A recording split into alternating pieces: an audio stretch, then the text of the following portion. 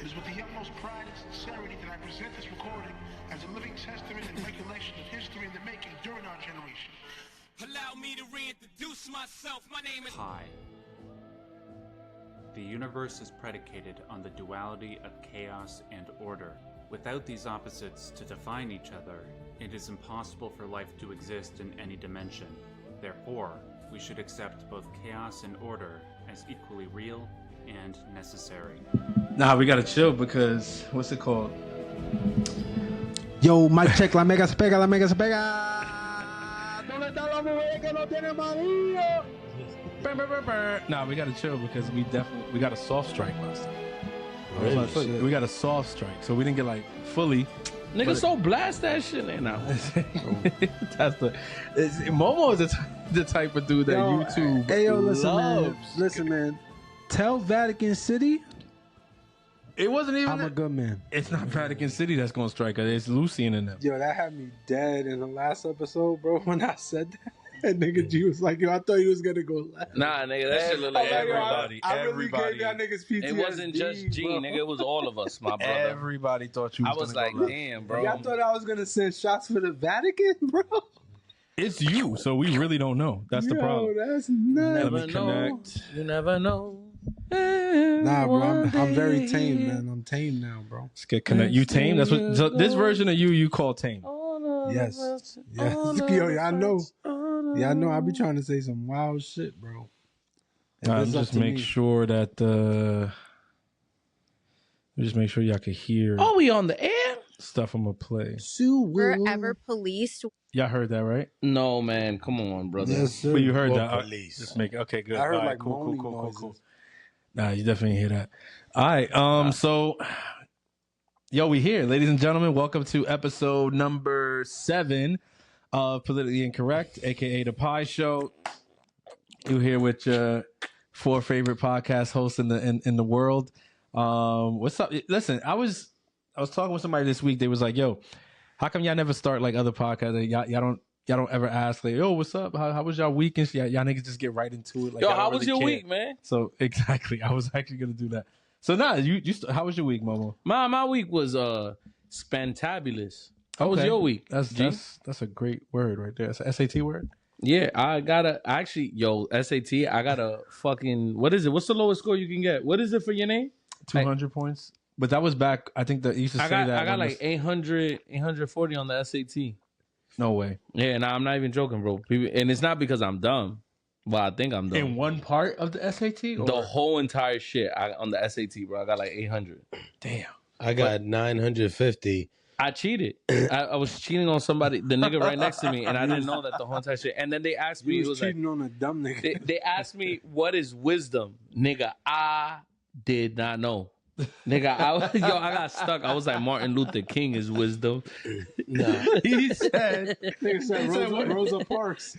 he said, what is wisdom? And you said Martin Luther King. It's like is Martin wisdom. Luther King He had thought it a was the dream, ca- so yo, he gave his wise words. He thought it was the catechism. He's like, Abraham is faith. He said, what is wisdom? He said, Martin Luther King is wisdom. Damn, they asked shit like that on the SAT? Yeah, nigga, it was the writing portion of the SAT. Yeah. Yo, Nigga, remind me, nigga, it's 2 different eras, bro. Like, my era is different because y'all niggas is old heads, bro. How old are you, like 35? You talking about 35 is crazy, bro. the test ain't changed that much from our era to your era. I think the only It was difference simple for you, though, in nigga. your era, I think they went back to 1600. It was 1600, and then it went up to 2400, and then it went back to 1600. My shit was like 2400. But what score you got, Jada? Like 900? Originally, I got You got a high score. I got a 950 just because I also cheated. And then I didn't realize that all the tests were different. So Because you got to set the I two. bombed. And then the second time I 16. took it, I got a 1850. And what you got? I don't think I took it. What you got? 2100. I know. I fell for it. But I'm not gonna not go. What did it lead you to? Like, did you go to college after that? What college you went to? I went to a community college actually. Yeah. And did. But where did you go for your master's? So now that we started the show, yo, Zay, how was your week, gang? I love how Zay came in without the shades on. He ate without the shades on. We Listen, bullshitted bro. for an hour without the shades on. As soon as we start recording the pod, though, the shades is on. This is my alter ego. Oh, alright? okay. Because when you look into a person's eyes, right, you Nigga can got see the truth. Fruta shades on. Yeah, he got that's what I was about to say. That's yeah, the shit man. Fruta had on when they went out last night. No se tiene que piraña. Wait, what is it? What does Max call it? He says, It's a fucker with. I don't fuck with. I don't fuck with. I don't fuck with. Nah, Zay, talk to No, shout out my nigga Boynton, you heard? Boynton. We out here. Boynton can actually mean two different people. One of them is my catechist, so I think you should be specific. Really? My brother, Yeah, his JC is Max's brother. What? All right, not too much. Yo, G, how was your week, bro? My week was good, man. It was good. Today had a nice little dinner with some friends that I haven't hung out with in a while. Kind of reconnected and realized, like, damn, I really miss these people. But Who were these friends? went to a nice dinner. We went to the I really what's that wanna thing know. called Mercer? 21 Mercer? No, Mercer Lab. Oh, okay. Mercer Lab. Is yeah. that technological museum? Yeah. So it was nice. They have the thing on IG. For Yeah. And they had the One Piece exhibit this week, so we went. It was nice. It's my daughter. Don't worry about it. It was nice. And then also had a meeting this week that seems like is very fruitful, very productive, lots of great things coming. So excited. It was a good week. I mean, do you care to elaborate? Nah. He wants to know. Momo wants to know who you was with. Yeah, he because wants to know. you ever been to Mercer with yeah With 'cause G? Isn't, Nah. isn't Jedi like your friend or something? Like brothers. Nah, it's a fact. For He sure. would never go to Mercer with you though. Nah, I wasn't invited. That's true. You weren't invited because maybe your status, your category, like what? My Now status. you're just What the- intellectually. What the fuck do you be talking about? I Like, don't know. yo, the funny thing is, he don't talk like this. Then we get on the mic and he just starts with this shit, and I fall for this shit because I don't know what I'm doing, but he knows who exactly was what these he's friends, doing. Jedi? Yo, it sounded like whoever G went out with, he knows them in like a professional setting. He was like, "Yeah, man, we went out to dinner. We had a really great No. talk. We just, Things are really on the up and up." We And I was just- really He's, happy oh, to see these guys. he said Jedi went out with the co-switchers. I can't disclose who it is because there's mutual interest and things that are going on in the background. I don't know. I can't feel, disclose that. I feel like ever since I don't want to jinx it. we If I call the say pod G Arce, he's been tight, so I don't know. here we go. This could be. I mean, this episode being called Jedi Arce the Second would actually be kind of funny.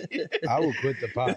I'm not joking. Nah, But but it if got y'all- backlash from every single side. Is that why it's Yo, that shit was hilarious. People loved it. People actually really Man, loved the. That's one of I would say that's the episode where I got the best feedback so far. Jedi Arce for sure, for sure. And I just want to say one thing, yo. We come up here, we talk, we have conversation. But yo, if you don't know nothing about nothing, then just shut the up. Because honestly, I ain't having the conversation with people who see. I have the conversation with these guys here because I feel like they know what they're talking about.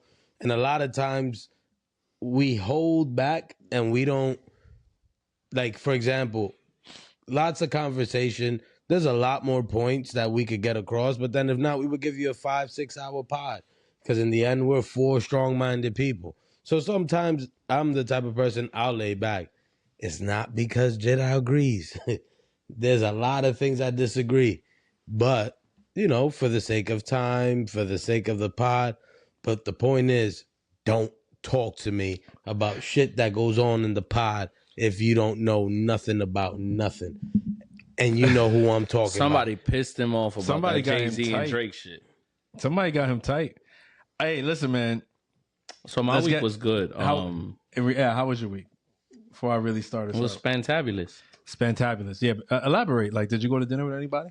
No, You didn't go to the Mercer Labs? so I was Wait, with my he children. didn't invite you to Mercer Labs? I was with my children. I don't get invited to these things. I'm low tier. Low tier. I'm just the youngest. Okay. YBS, bro, right? Yo, regular shit, man. And then one got Zay got invited to the Mercer Labs, though. No, you got invited? I don't even know what the Mercer Labs is. Zay went to a shooting range today. He hasn't even... Oh, he didn't invite... Oh, did you talk about your week? No, you didn't really. I did not. You was at the shooting range today. That's dope. did not. People don't do that shit every week, except for Elias, maybe.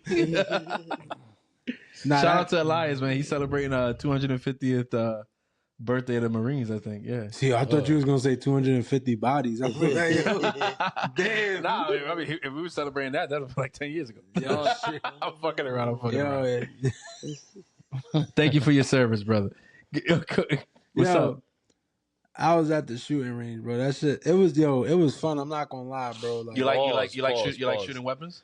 Yeah, pause, bro. But you like shooting? You like violence? Gotta say it different. Yeah, I like shooting off. Whatever comes out. When you got that thing in your hand and you just bust off, it's like it's the best feeling in the world. You know what I'm saying? That's why the UPS guy got a little bit upset at you. You gotta stop right there. Let's not go past that line. You went right up to the line. Let's stay there because you was scared.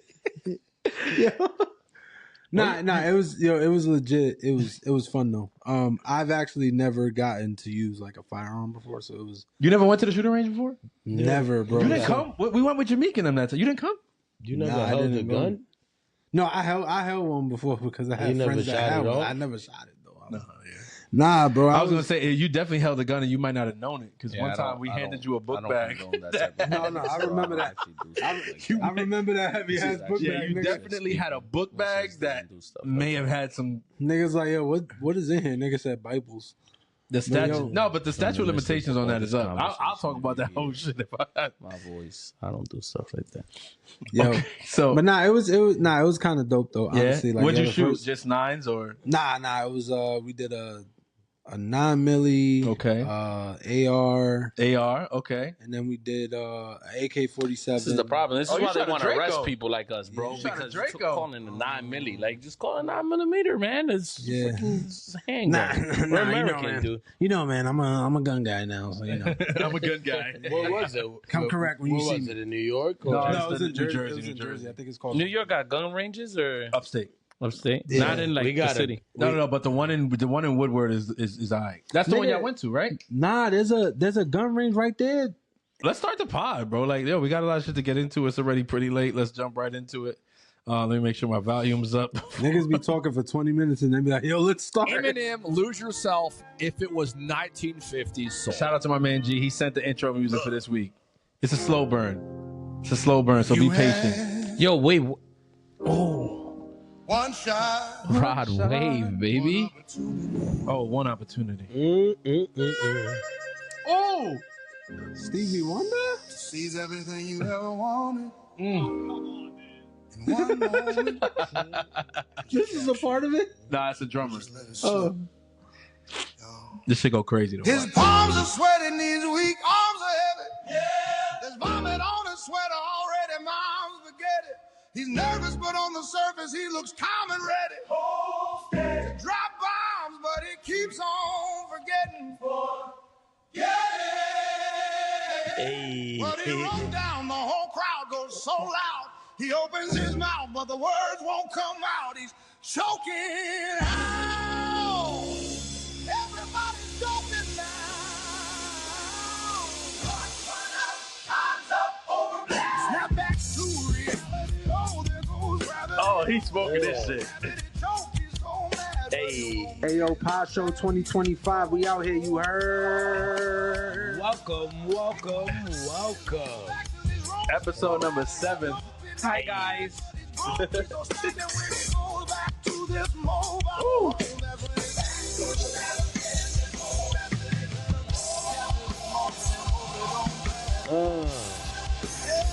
You better lose yourself in the music the moment you own it. Here we go with the flexing, my nigga. Just let it ride, bro. This shit hard, bro. Brought to you by the Princeton Seminary. The Princeton Seminary brought to you by the great minds of the Princeton Seminary. You found yourself with a lot of problems, man. Yo, where the nutmeggers at, man? Where the soy boys at? Yo, you better stop, man. You know, that's Father Luke people over there. You keep mentioning them. I'm gonna tell him you messing with his peoples. He got me in there. Father Luke. He got you in what? He did my reference. For what? I needed 3 references actually. Father Luke, but Father Luke was the main one for what that got me in. To where? To the place that we just spoke about. Yo, I got a great icebreaker this week. I came up with this myself. I didn't tell you, I didn't preface. So for y'all listening, no last names, nothing about last for names. y'all bro. listening, I got in so much trouble, man. For y'all listening, why? Tavera no S, man. Tell her to relax, bro. Tell her to chill out, bro. She can't talk to you until she gets the S on her last name. Nigga, right? I said that Rose's family's last name got messed up when they came from DR. Them niggas was born here, bro. You see that? That's your fault. That's your fault. Bro, I put you said that shit with, on their name, bro. You said that shit with confidence too, bro. Said that shit with all the confidence in the world. Bro, I assumed that if somebody made those mistakes, it had to be coming from DR, not somebody like legit just making that mistake. Nah, DR does that a lot though. Here, bro, because that's DR does that shit a lot. When niggas' names is fucked up, they usually be like, "Oh, when we came from DR," or even but it wasn't. Like Italians too. Like when their names be fucked up, they be like, "Oh, this is actually my name," but Ellis Island and shit. So that's what I assumed that it was. But DR be changes names, bro. Apparently, Rose's mother is not good at filling out documentation. I think I'm about to get in trouble again. She's an amazing cook, though. She's an amazing cook. Yo, she could go crazy on that Chivo, bro. I'll tell you her that. Chivo is undefeated, bro. Oh, my Lord. I'll tell you that. And I don't mind anything I say about her because she don't know English. So this is me, man. I'm just crazy. Right. So Fruta was talking about Chivo this week. So check it out. You know how our our African American brethren are always joking on the timeline about who's invited to the cookout, who's not invited to the cookout, whatever. I was like, you know what? We got to do our version of that. We got to give our entry into it. I was like, who better than the 4 gentlemen up here of the Pie Show to let people know who's invited to the barbecue? Okay, you know what I'm saying? So they got the cookouts. We do the barbecues in the crib. We all got grills in our house. You don't know a Dominican that got a backyard that don't got a grill. Okay, I'm gonna tell you that right now. We all got the grill. It's a staple. All right, and the barbecue is a big part of what we do. Okay, in the summertime, even in the spring, we can't wait to bust that shit out. So that was kind of I'm gonna press the button.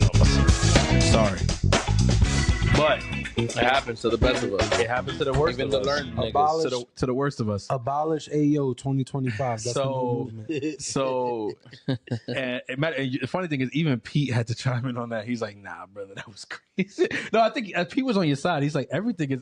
But the reason Pete was on your side is because he be getting caught a lot. So the question is, you a walking AO nigga, bro. The question is, who's invited to your barbecue, right? Basically, I'm going to give you either or options, right? I got 1, 2, 3, 4, 5, 6, 7. I got 7 options. 6, 7. I got 7 options, but I don't think I'm going to ask everybody because I want to give like a little bit of your reasoning why. But let's go. So the first one, I'm going to start with G-Man. Bad Bunny or Romeo? Who's invited to your barbecue? You got to think, this is your barbecue, so it's the vibes are, you got your kids around, your wife is there, you got music, the food, you know what I'm saying, drinking, smoking, whatever. Like who would add to the Rosario vibe? Oh, my bad, the Arce vibe.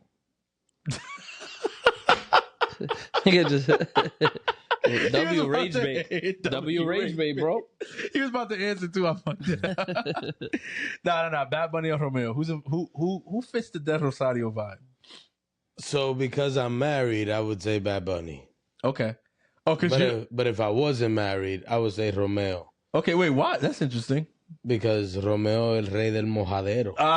That nigga. If you want the girls around, you bring Romeo. But because you don't need any got extra. A vibe. Yeah, you don't need. I got you. All right, Zay, Bad Bunny or Romeo? Who's coming to your barbecue? Nigga, I want to keep my marriage, so I'm gonna have to say Bad Bunny, bro. Yo, bro. I feel like y'all selling Bad Bunny. Bad Bunny he's a good looking dude, bro. No, it's not about. He's not Romeo, nah, bro. Romeo starts singing, bro, and that nigga lyrics, bro. Nigga as a nigga, bro, and you hit the button now. That nigga be getting in my feeling. Nigga, I be like, oh shit. Nigga, I'm gonna say this right now. Yo, I'm gonna say this right now, right? If you a Dominican man and you have a Dominican woman as a wife, or girlfriend. She is only your woman because Romeo won't be with her. Romeo has not stepped into her space and asked her for her hand. You know what I'm saying? That she is only your woman. This man has broken up marriages. Because if he steps into your home, I guarantee you she is going, bro. You know what's crazy, though? You know what's crazy? Today, me and my wife were actually talking about that. Before you asked me some shit, she was saying because some girl was crying over some shit. We were watching some YouTube videos. She was crying because she saw her favorite fucking YouTube artist or whatever. She was like, but YouTube people? She was like, but I can't talk. Because if Romeo comes, I'll go crazy. I'll start crying and all this other stuff. And then I'll just leave you and I'll leave you behind. You see? So now that you guys are saying that shit, you can ask me the question. Romeo, I'll freely answer. Romeo or Bad Bunny? Romeo. For me, I'm gonna go Romeo. Me personally, I think I would prefer Bad Bunny for vibes, but for wifey, I'd say Romeo. Like she'd be like literally beside herself. Oh no, my wife don't give a crap. If he was at the barbecue, yeah. No, I get it. All right, so now we're gonna go back the other way. So Tokisha or Yailin? Yeah. Yes. Momo, Tokisha or Yailin? One of them has to come. Who's invited to your barbecue? To my barbecue, Tokisha. Interesting. Okay. Do you care to elaborate, or you just want to go to the next? She's a vibe, bro. Okay. The Yailin problematic. You saw her this week with Ice Spice. Yeah, that's how you know she's a vibe, bro. That was pretty cool. Yailin wanted to kill 6ix9ine, bro, and I'm gonna be blasting 6ix9ine, so nigga, you can't be there because you mad at him. Her English was really phenomenal. Like I was actually like pleasantly surprised. Zay, Tokisha or Yailin? Listen, I'm just gonna not answer this question because anytime I speak on any of these women, my wife says, "Oh, that's the shit that you like, right?" Okay. So I'm gonna say, I gotta protect you then. Tokisha. G-Man's going La Toki. I think I'm gonna go Yailin. I don't know. That's where you I'm look at. like a Yailin nigga though. You just say I look like Yailin? No, you look like a Yailin fan, nigga. I look like a Yailin fan. What does a Yailin fan look like, actually? Yo, I can't bring Tokisha around my kids, bro. I mean, listen. Nah, she not gonna act crazy, nigga, with kids around, bro. You don't know that. You don't know that. She was behaving good with Ice Spice. Your turn. Gracie Bon or La Fruta? La fruta. For obvious No se reasons. tiren, que hay piraña. I'm gonna skip Zay. I'm gonna go Momo. La Fruta. No se tiren, que hay piraña. Okay. You're going La Fruta too. Zay, you wanna pick one here or? Who's the fruta guy? All right, Mr. Fruta. You know what, Zay? I think I'm gonna have to skip you for the next one too. Yo, Momo. if I was knowing y'all was starting the episode with this, bro, I took the day off. It's called the icebreaker. It's called an icebreaker. Bro. It's called an icebreaker. Yo, Momo. All right, Cardi B and Nicki Minaj. Your barbecue. Who's coming? My barbecue? Yeah. The queen, bro. I would want Nicki. Okay. Versatile for my man's Max Boyd. All right, bro. got it. We have to have my boy Native Americans in this. Yeah, for sure. Yo, Zay, Cardi B or Nicki? Nah, Cardi seems like a vibe, bro. She seems like a vibe. Unless she listens to this podcast, in that case, she probably don't want to come. But Yo, G, she's a vibe though. Cardi or Nicki? I don't know. This one's actually the hardest one I've heard so far. Because it's like, as a true lover of hip hop, I would go Nicki. But it's like, Cardi's a vibe. And I also, actually, no, I go Nicki. Because I've been to Sue's a lot of times and I've seen, I don't need problems with my life. I go Cardi B. Nigga G said, I seen all I needed to see.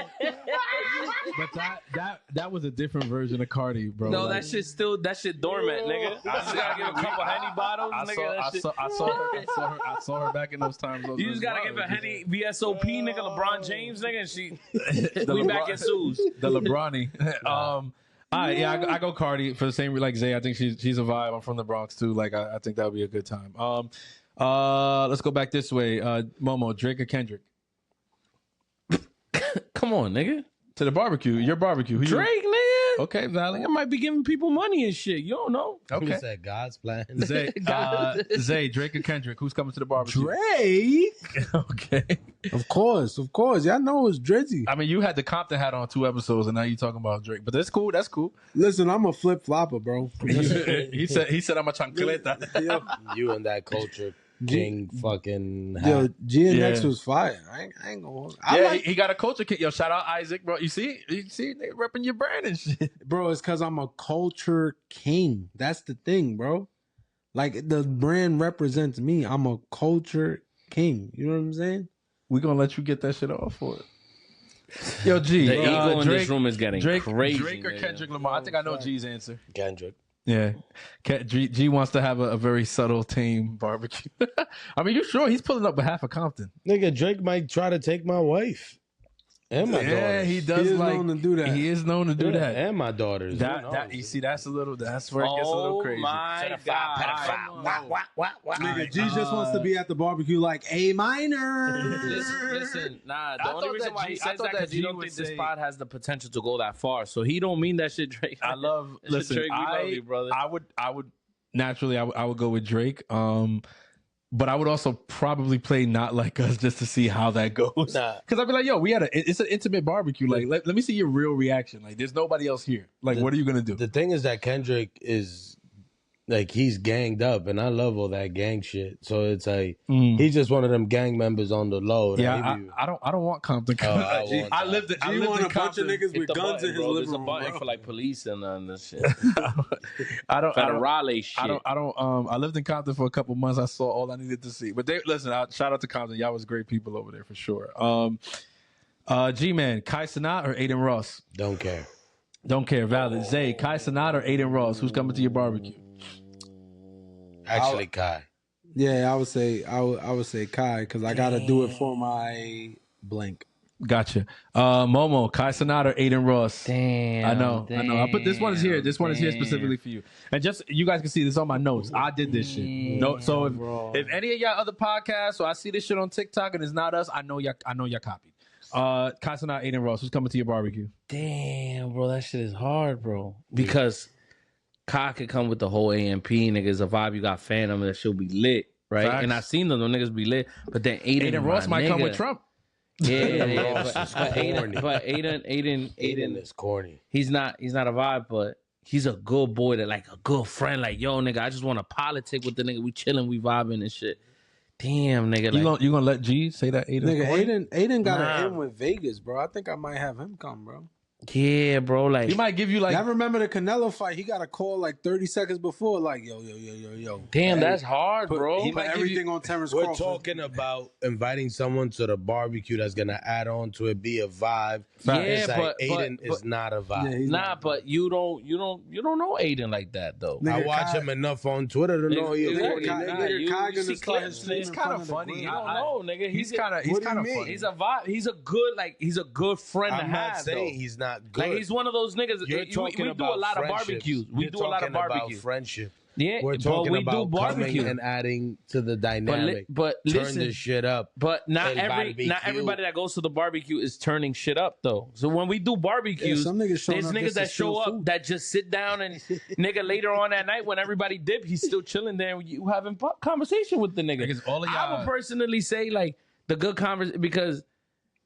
Kai cool. I fuck nigga. Come on, bro. I'm a fan of the nigga, but he ego, bro. He be egoing niggas. That shit ain't gonna be no vibe. I prefer Aiden Ross. We're gonna get into that a little bit later. If I had my choice between Kai or Aiden, I think I go Kai. Just BX shit. Why not?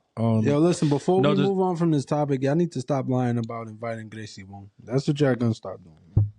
Everybody knows. Everybody, I think for sure on this panel, everybody knows I wouldn't invite Gracie Bon. I ain't gonna lie, she gonna take up half of this couch. But listen, half. Tú tienes un olorcito bien tuyo. Half. You never seen that video? The pollito. She'll take up 75% of this couch, and this couch is easily like 15 feet long. That's crazy as hell. It sounds like you're making an assumption about her. With her, it's an assumption. It's very long. We're going Rat Edition here. Gunna or Tekashi? Who's coming to your barbecue? Gunna or Tekashi? What in the fuck? Gunna or Tekashi, nigga? Obviously for you. Zay, Gunna or Tekashi? Who coming to the barbecue? I'll say Tekashi. He's a funny ass nigga though. He's kind of funny. Everything aside, bro, he seems like he would make me laugh. He said, yo, I stole that. I stole that shit.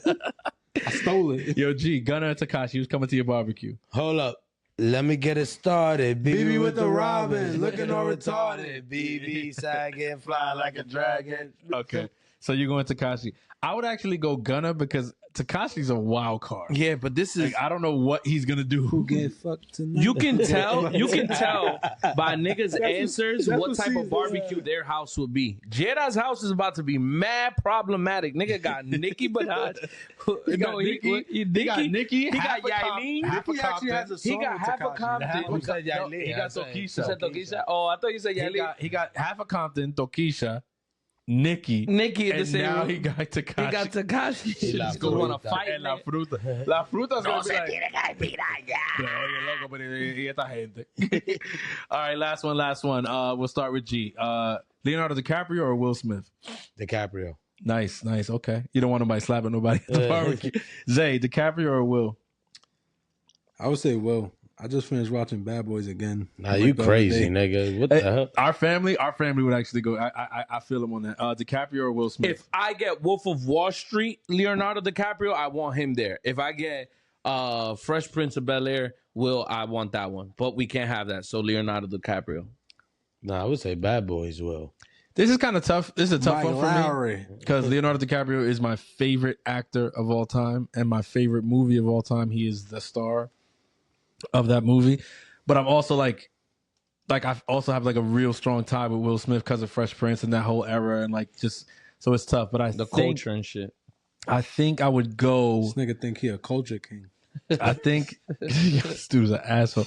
I think I would go Will Smith for the family because it's my barbecue, so my family's obviously going to be there, and I think my family would get more hype for Will than they would for Leo. So. Damn, I never thought about that. Damn, I planned the whole party without anybody in my. No, I started from the beginning. I said Romeo because of Caro. That's what I said. No, but yeah, I should have As thought we about kept that. going, I started. We actually have Listen, the if we option to talking- not invite our family, meaning Bro. our wife and kids. Bro, if we talking family, it's listen, your barbecue. Tokisha They gotta and be Yailin there. are not invited, bro. They live I'm there. telling you, bro. If we're talking about my wife, You bugging. My wife. Gracie Bon is not invited. My Bro. wife would. My The wife door would be will the get one. slammed in her face. My wife would be the one saying, invite Tokisha. Invite probably.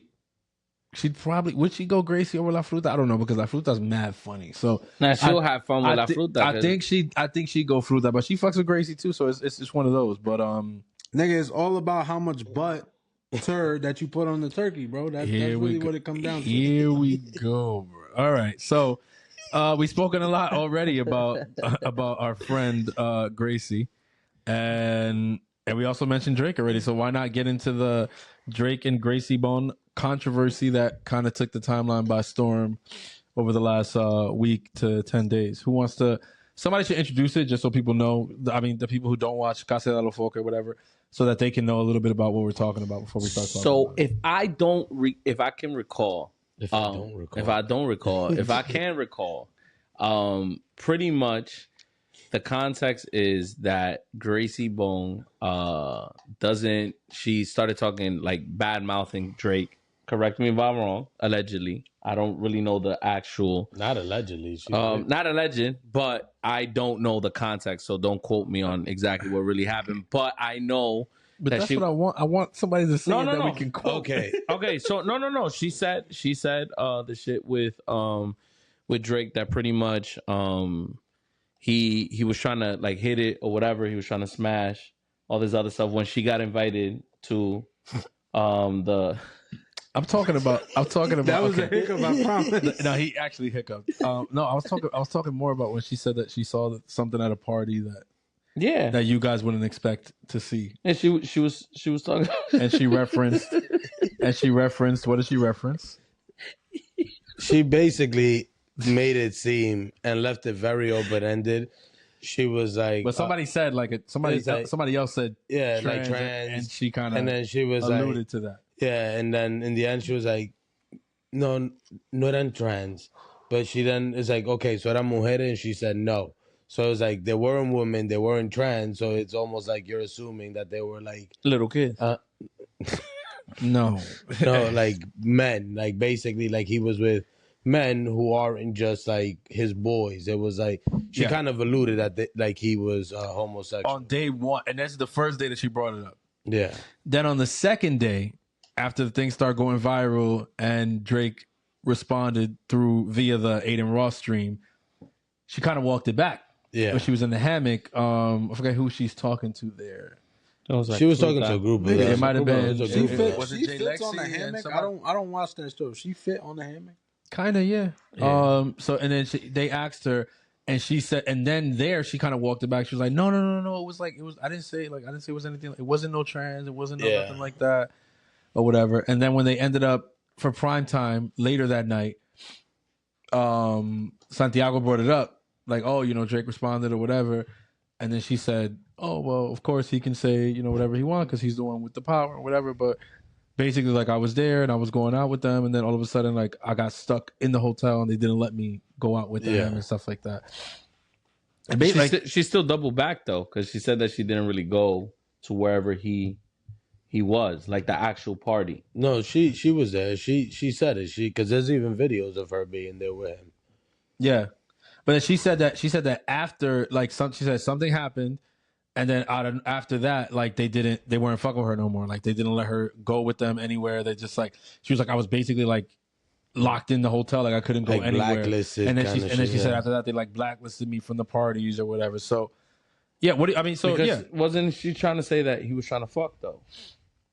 That he was. I don't know. If she said, yo, listen, can we get right to it, bro? It sounds like he cracked and then he cut it off. Like, what are we talking about? Like, it sounds like he was messing with her. He got it. Then he cut it off, and now she don't get the benefits that she used to get for hanging out with him. I mean, so eventually that would have been the point that I got to. I feel like that's what it seems like happened. But I know she said that a lot of other things. I feel like that's what it is. But I want. So what do you guys think about it? Like, what do you guys?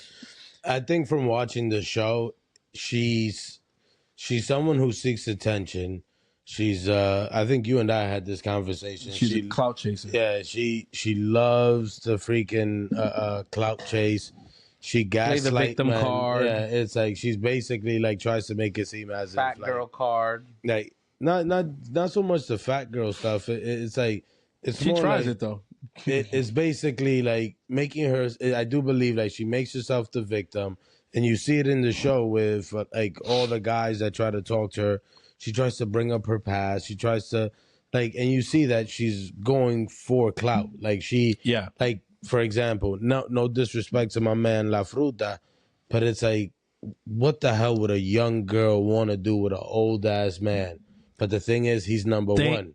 Thank you. I've been saying, from day one, I've been saying, like, bro, she don't really see nothing in this dude, but because he's top dog in there, she's like, I'm gonna hitch my wagon to him. But then the thing is that she also went and started this whole thing with what was it? With Michael, when at the end of the day she was like, "Oh, like you like me and you wanted to be with me," and started this whole fight and this whole argument. Like she swears that everybody's after her, everybody wants to be with her, but it's like and it almost seems as if when no one pays her no time, like when no one gives her the time of day, like all of a sudden she wants to come out. And she's the victim. Yeah, it's almost sad though. So it's almost sad. Go ahead. Yeah, because it's like, no matter how much, like, yeah, we joke around, but no matter how crazy her body is or whatever it is like, even that is a cry for help in itself. Because that whole shit that she's doing with Drake is like, just like, fucking Drake, bro. Why is that nigga in your mouth? You were only invited because you was in Aiden's house that night. You was in his what's that shit called? The factory that he be doing, the warehouse that he got. Yeah, but not just that. Like, you were in Aiden's house and you look how you look. So you were invited for one thing and one thing only. Exactly. And you expect them to be best friends with him. Because she brought up that. She's like, oh, they didn't let me do my content and whatever. And it's like, bro, Drake. What content? Let's be real. Drake was never interested in your content. And she has no content. She just got content now because she's in Alofoque. No, but in her, I know content. In her content is the curvy girl body shit. What content? I don't really. Besides OnlyFans? I don't really know. I'm not familiar with her content, but from the way that she speaks on Casa de Alofoque, it sounds like she's like a content creator. Nah, bro, she got an OnlyFans, bro. Okay, but for that's her, that's content. So what content can you? No, time out. No, she don't got like no laughing. Like she got nothing like jokes, none of that shit. But that's not. Okay, pero también let's be real. Like that's a huge market for content creators. OnlyFans. Those what are the people on OnlyFans called? Content creators. No, porn stars. No, they're not. Okay. So you don't. I mean, what they're called is content creators. What they are. So I'm saying, you're unfamiliar with the people who do porn on OnlyFans calling themselves content creators. Of course, that's not content. I'm not trying to be. No, but I'm saying, but you don't know, but you don't. But I'm saying, but they refer to themselves as content creators. I mean, technically, porn is content, though. Yeah. Bro, everything is everything is content. What are you talking about? There's people who do videos where they don't say a word. They just sit there and they're like opening whatever, and it's content. Like everything is content. This is content. Like everything is content. Genuinely speaking, the content that might not be content that you respect. That's fine. Like, because personally, I'm with you. Do I respect that content? No, but I will argue on her behalf that it is content. And if she's the creator of it, that would then make her, by definition, a content creator. I don't know. It's just weird. Okay. It's so weird. Because even the fact that she's in the house of Alofoque itself is like, what? Like, everybody, I get it. Like, La Fruta, he's funny, this and that. Like, it's like, but there's no, like, artistry besides the content of the fact that she's a curvy woman with a big butt. But that's enough. And listen, bro, at the end of the day, she has a lot of that's content in itself. For what we have to respect that. For what Casa de Alofoque is, that's enough. Like, I think, listen, do I like her on the show? Am I a fan of her? No, at all. I've been saying that since the beginning. Y'all niggas know. For any conversation we have, I'm always like, I don't like her, whatever, like that, whatever. The clout chasey aspect of it is a huge turnoff for me. I don't like it. I don't like it on either sex. I don't like it on men. I don't like it on anybody. So I'm not a fan. But if I was Santiago and I saw her and we were doing like our casting for I would freaking cast her. Why? Because you know that she's going to bring ratings. Boom, boom, boom, boom, boom. Simple. Boom, you know, boom, simple. boom, boom, boom. Simple. The way that you know she's going to bring ratings, because look at her. I mean, it is what it is. We live in a society that's hypersexualized. She's a hypersexualized woman. It's gonna do what it does. She doesn't even have to say anything. Now that added, it's even better than he could have expected, because she's so problematic and she creates so much drama or whatever, that she keeps herself relevant in the thing. That's just working out to his favor, because that's what he wants at the end. The more shit that she does, the more problems she creates or whatever like that, it's better for him at the end of the day, because it's more viewers on his thing. It's more concurrent viewers on the live. 1.2, 1.6, 1.8. He loves that shit. And people are watching because they're tuning in for that. I feel like with the Drake thing, it's like I don't like that the first time it was brought up, she kind of painted it like there was some funny business going on, just because I'm like, bro, you know good and well all the stuff that's surrounding this guy currently, all the allegations and everything like that. Like, why would you say that? And then to walk it back a day later, like, no, I didn't mean anything like that. She sounded mad, bro. She sounded bothered. Well, that's what Aiden. So did you saw Aiden's response? Yeah. I know you. So what did Aiden say? Nah, he said pretty much. I mean, you can't really put me on the spot because I suck at quoting shit. No, but I know. So hypothetically speaking, if any one of us knows the Aiden stuff, good, it's you. Nah, he just pretty much said the shit about that day, bro. Because the thing was that I was watching that stream when she was there. Number one, that shit was weird. But he was gonna go to England. He was gonna go to the UK to go to the concert of and Drake hit him up in that moment. He was like, "Yo, Wireless Fest." The Wireless Fest. So he said he was gonna pay for everybody there or whatever. He's gonna send a private jet. They had to leave that night, and he asked, he was like, "Yo, Gracie Bon comes or whatever," and he was like, "Yeah, whatever." So everybody went. He got it with Starlink. They recorded the whole entire shit. They got there. The point is that even from the moment when Drake saw her in the what's it called, the festival, he saw her. Nigga didn't even really acknowledge her. So that's why when the story to me of watching that stream, it don't add up. I feel like what she's trying to do is cater to the fan, because not a lot of people watch Aiden. Not a lot of people saw that they're not gonna really look at it. They're just gonna go off based off. I think that the audience that's watching Casa de Alofoque, that's true. They're not gonna tap into that. They're just gonna be like, mira ese perro, this and that, eso es lo que él hace. Por eso que Kendrick dijo que whatever, A minor, all this other stuff. Like, that's how I feel like they're gonna know about Kendrick. Nah, but if being honest, they don't know. So, but they'll probably say eso lo que son the big celebrities, the big dogs that say que son. I would push back. I would feel like with the advent of Not Like Us, like, yeah, they would. They know that. They don't know Kendrick's whole whatever, but they do. The beef with Drake and Kendrick was a global thing. I mean, me gusta Kendrick. they played Not Like Us, freaking during Euro Cup and shit. Like it was a global thing. I get it. I go what you're saying. Like, so they don't know Kendrick, but they know that song, and they know, por eso ese tipo estaba diciendo esa vaina, mira. They don't know the full story, but they'll be like, it's true. They'll be like, that's why he said that. And that's my thing, right? Like, I feel like she's just catering to that crowd. She knows she's smart because she even went on Speed Stream. She was on Speed Stream as well. I didn't know that. Yeah, bro. I was watching Speed when he was doing the marathon in Panama in South America, whatever. Okay. He went to Panama. No, I think not Panama. He was somewhere else. But she went there and whatever. She showed up and they were doing content. She's smart. She knows what she's doing because she wasn't even catering to that crowd. She is a content creator. So okay, one thing for me that I guess now I'm confused about, and maybe I don't know, but if I remember correctly, she didn't say they were in London. She said that they were in Panama. They said that when the whole shit she said she met Drake for the first time in Panama, and she speaks about that first interaction when because she speaks about him basically blacklisting her in her own country. Like that was a thing, but I could be mistaken. I thought she was blacklisted from the London parties.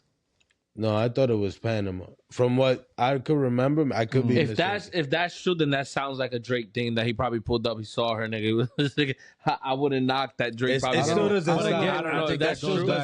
that goes back to Zay's point. I don't know about Panama, but I know Drake definitely got the pull to blacklist her from some UK Yeah, shit. Anywhere. I think it still doesn't negate the fact that she's, clout chasing. Yeah, because I feel like that was unnecessary. She didn't need to speak about Drake. Like, this is a whole separate platform. But again, that's the clout chasing shit. It's like if you got that name in your bag and people can associate you with that, and there's video and stuff like that can link you to one of the biggest pop stars in the world, and that's something that a clout chaser is gonna do. I feel like, yeah, like when I think about it, it goes back to the point that Zay said earlier. Like, that's how I see it. I feel like, to me, it just sounds like, look, Drake saw you however he saw you, right? You fit the profile for the type of women that Drake likes to deal with, right? To be, I guess, respectful about it. I guess young underage. In my mind, no, not like I'm not saying all that.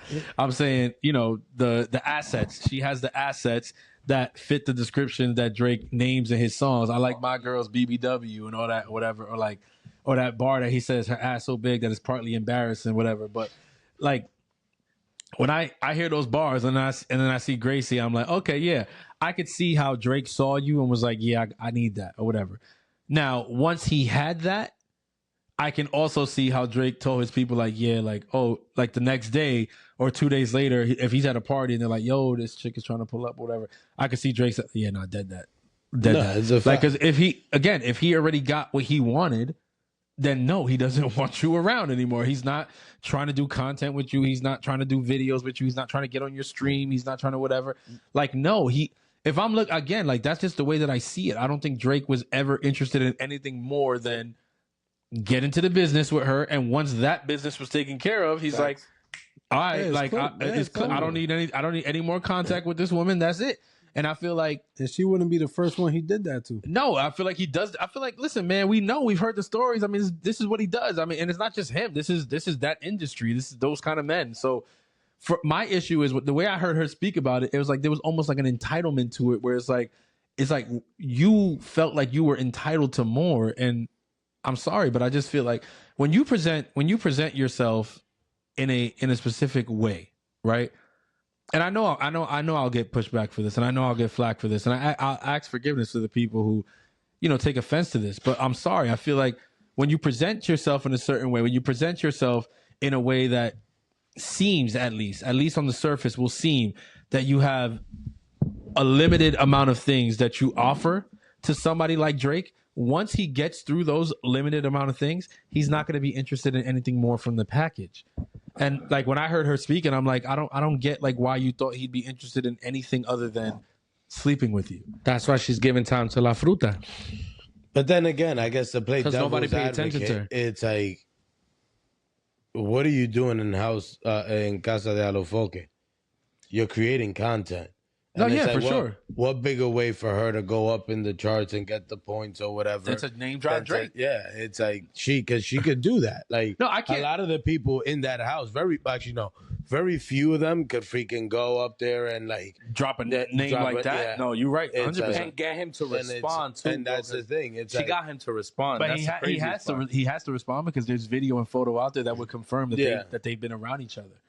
But I feel like what Jada's saying is you can't argue that. Like if you're in her position, like you kind of have to bring it. You have to like name that's the game that's being played in Casa de Alofoque. So at that point, I don't think Drake could be upset that she brought up his name because it's like, I mean, she wouldn't have. But he don't really know. They don't really know what really Casa de Alofoque. Now they know. And a lot of people within Aiden's fan base now knows of Casa de Alofoque. I was going to say it's interesting though because with Drake, you'd be surprised what he knows. Like he's very tapped into like stuff like that. Like a lot of shit that you don't think he's tapped into, which is why people say, "Oh, he's mad emotional. He's always responding with it." It's because he hears and sees everything. And I changed my answer. I want Drake on my barbecue, not Kendrick. So you're gonna have Drake and La Fruta. They're gonna be talking about Gracie together. Exactly. Drama. But on Drake's side, listen, if you don't want people to be able to bring up your name for clout and stuff like that, gotta be more careful. Then maybe it's time that you start listening to, the people who have been saying for years, bro, settle down. Stop dealing with these freaking clout chasing women and stuff like that. Like, bro, he like that shit. You're in your upper 30s. Like, bro, at what point are you gonna say, all right, yo, I've lived my life. Enough is enough. Like, it's time to be a little bit more serious with that. If you keep dealing with these kind of women, then these are the kind of things that are gonna happen. I'm sorry. There's just no two ways about it. I don't know. Before we switch, this nigga Drake is actually I wouldn't put it past him. This nigga has to be by far one of the smartest nigga. That nigga plays chess, not checkers. With women though, I feel like with everything. Like I disagree on the women. Even I don't want to bring into another conversation, but even like the lawsuits and everything. Like we're podcasting. We can bring whatever. Yeah. Everything that he does is to bring attention towards himself, which makes him always remain as a number one.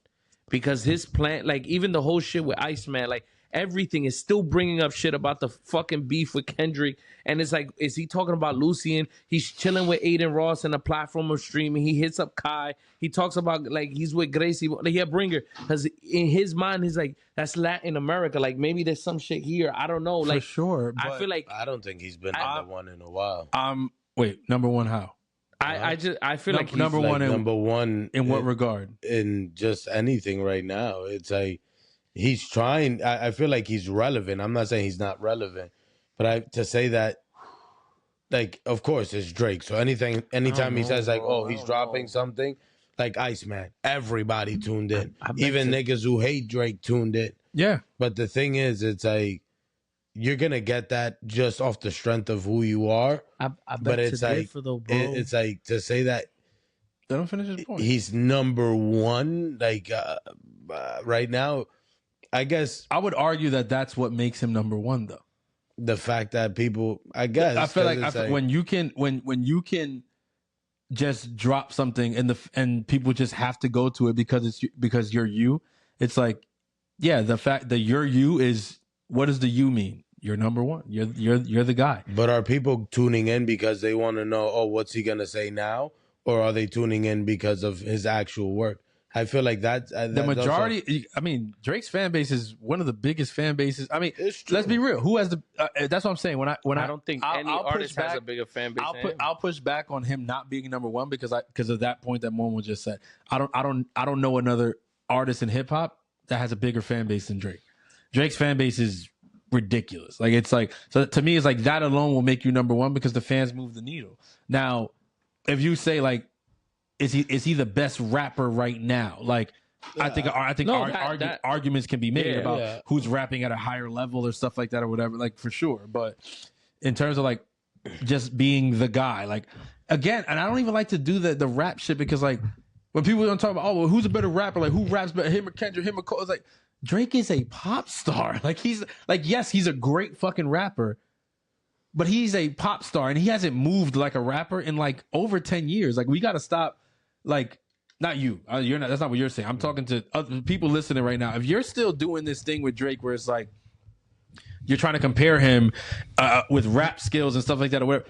He's not on that type of time, and he hasn't been for a very long time. And that's what I meant. I meant in the artistry level, ain't nobody, right? Like, because that's why I said I beg to differ of him not being number one. There's been many artists like Ice Spice and Tokisha. They went. Ice Spice is big. She signed in, did a stream. I feel like what determines how big you are is if you can turn on that camera, press live, and you have at least 100,000 people watching you. Yeah, but a lot of people could do that, though. No, not a lot of people can do that. Because a lot of artists have been able... To his point, a lot of people can do that. What you're saying, like what you're saying is a lot of people can't do it to the extent that Drake can. Yeah, but the thing everybody is can do it, but they won't do it as big as a Drake. Exactly. Drake has signed because in. Tomorrow, any rapper can do a rollout with streams like Iceman did, right? It's not going to do Iceman numbers. Exactly. It's not the Iceman episodes. And not only that, it's not going to do those. But not numbers. only just the Iceman. When he went ahead, and signed in, I don't think so. Either, I love Jay. But if Jay-Z started doing like, listen, Kanye West went to go ask for forgiveness. Kanye West comes out today, my God, and says, "Yo, I'm dropping an album." Kanye would freaking Kanye announced that he was going to drop an album. It was supposed to come out yesterday. Of course, it didn't come out in regular Kanye fashion. as big as the response to that wasn't as big as a Drake response. Watch, I'm telling you, let Kanye come out and say that he's about to. I don't know, but Kanye is not doing Drake numbers ever again. It's not going to happen. All right. It's not even that. Yay! It's not because of my fandom or whatever. He's one of his name is Francis Lee. Kanye. I'm one. If he ever would hear this, which I doubt, but if he did, I mean, I'm one of the people who would. I'm one of the first people. I'm one of the first people who at 12:01 yesterday was checking for that album that you said you were going to drop. And even though you continually do this to your fans, that you say you're going to do something and you don't do it, I still freaking go and check because that's how much I love Kanye West, the freaking artist. But he want to go ask for forgiveness of the rabbi. Exactly, that was his album. I think it's going to take a little bit more. It's going to take a little bit more than that. Like I think part of the reason he don't do Drake numbers is because of shit like that, because of the antics, because it is because of all of that. Because of you're putting a date out and the shit. Look, but don't you feel like Drake is part of a lot of? Revises the actual album like 8 times. No, but Drake also plays a different game, and Drake plays the game better than anybody else in the rap, hip hop, pop. Nobody plays the game like Drake. Nobody. Like all that shit now that you see Nicki Minaj go and sit down with a streamer, Cardi talking about I'm gonna sit with Phantom, and all these people talking about I'm gonna go with them. Who started that? Drake. Who started that? With Ninja. Bro, this dude and this dude peeped this shit how long ago? And he didn't even show his face. How long ago did he peep this shit? Bro, this dude, Drake that's the one thing that like face. As much as I don't like him appealing to the younger generation and kind of targeting that demographic, I don't like it because I feel like when he does that, it alienates me as a fan because I'm 34 years old and I prefer a specific type of Drake. I can't argue with the results that he gets by doing that. But that's where I come back. I feel like everything that he does is premeditated. And he knows, sure. I'm not saying he knows it's not. something that we don't know about the women. He probably knew she was gonna go to Alafoque. No, but I'm saying about the women though. I can't agree with that point when it comes to women. I think Drake has done. For instance, his biggest mistakes. Just this, real simple. Hear me out on this.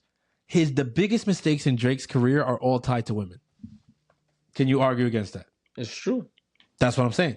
So you can't. So to me, I feel like you can't say that. No. Like everything he does is premeditated. Even the like you could say everything else, but when it comes to women, I feel like that's his Achilles heel. I know, but if he doesn't stop soon, I think that will be his downfall. All right. So one of the things is even if he makes mistakes with women, he uses his mistakes and he makes it like greater. How? For instance, the shit that he was dating the mother of that nigga from that played basketball or whatever. Yeah. And he took her to the field, into Dodger Stadium. When Toronto lost, what did he do? He posted a photo of his date with her.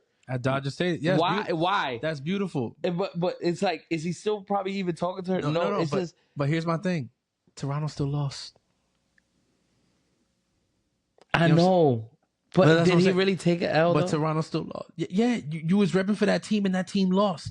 So yes, you can post a picture about you renting out their whole stadium. But you know what they're doing in that stadium as you post that picture? Celebrating with a World Series trophy. Your team lost. To me, it's the same thing. Like, okay, they brought out, oh, you had a kid or whatever like that. You're like, yeah, but it's whatever. It's like, yeah, but you had a kid with an ex-porn star. And everybody knows it now. But then Adonis is. God bless him. God bless him. Listen, God bless Adonis. Hey, she's a content creator. God bless it. Yeah, listen, I'm just saying, I feel like when I look at his biggest fails, to me, there's always women involved, bro. There's always ego. There's always whatever. When everything happened just a year and a half ago, and the whole beef started with him and Kendrick or whatever, and everybody started jumping in, whatever. All the peripheral niggas who jumped in, why did they jump in? Because of women. There was always a woman involved. Why does Joe Budden hate him? Because of a woman. Everybody that is beefing with this man outside of Kendrick has a woman that is a problem with him. Kendrick just hates him because Kendrick is like a hater when it comes to Drake. He doesn't like him. That's fine. Kendrick feels like it should have been him. I'm sorry, Kendrick. You don't make that kind of music for that to be you. The world is just not going to do that with your kind of music. But I respect the fact that his hate for Drake is actually not predicated on something that had to do with a woman. Everybody else, the Rick Rosses, the ASAP Rockies, everything, it always goes back to a woman. That's why I say he just does not move in a smart way when it comes to women, bro. You keep getting yourself caught up because of women. He always makes light out of that shit, bro. Right now, but is he okay? You could say he always makes light out, but right now he was going through the most difficult part of his career. I don't know. Does he take an L if Gracie Bon is talking about him? And Alofoque. No. But that's my thing. No, he doesn't take an L for that. But even the fact that he rented out the whole Dodger Stadium, came to fruition. Toronto still played against Dodgers. They lost. All right. But did he take an L when he went against Pusha T in a rap battle? No, because now Adonis is out in the limelight, bro.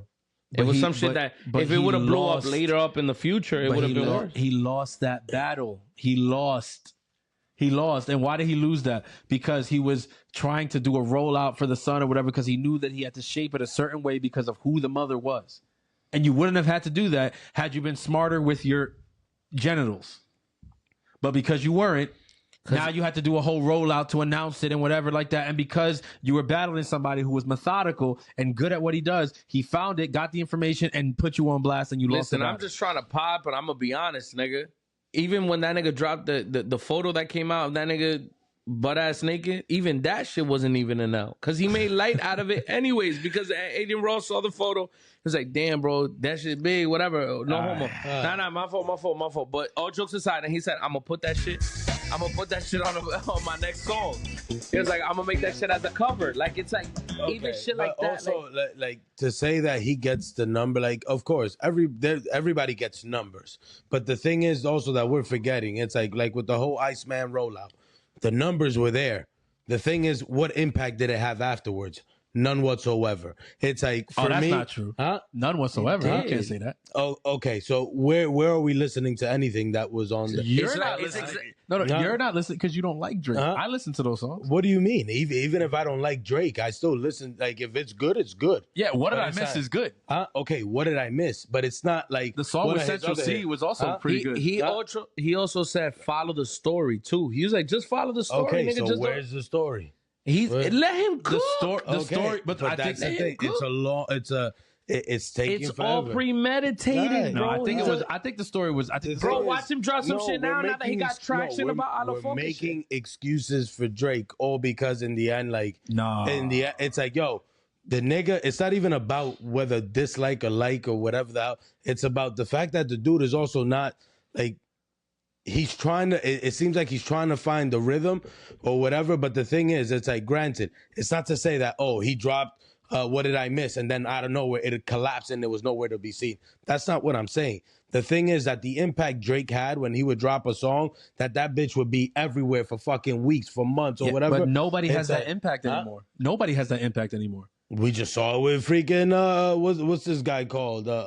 Young Boy? No. What was it? Fuck, I forgot to say I think that's the point right there. Because if It's it had that impact, I don't think you would have forgot his name. My memory is bad, so it don't matter. Nah, come on. But the thing is, it's like it's that. It's like it's not a matter of like we know what Drake does when he drops a song. The shit is everywhere. But it's like the thing is that okay? What did I miss? Let's say okay, that didn't fall off.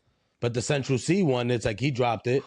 That shit didn't get the traction that it normally gets. He dropped the shit with Gordo. Gordo shit was like it was popping for a bit, but that shit also didn't take off like it did. But it's like there's a lot of shit, and that's what I'm saying. It's not a matter of like that the nigga sucks or that his music is that nigga's everything he drops is a vibe. It's not even about freaking like the nigga's good, but that traction or whatever, it's not. My point with that is you can't say that about Drake unless you can say that about unless you can show me somebody else who's doing it the same as 10 years ago.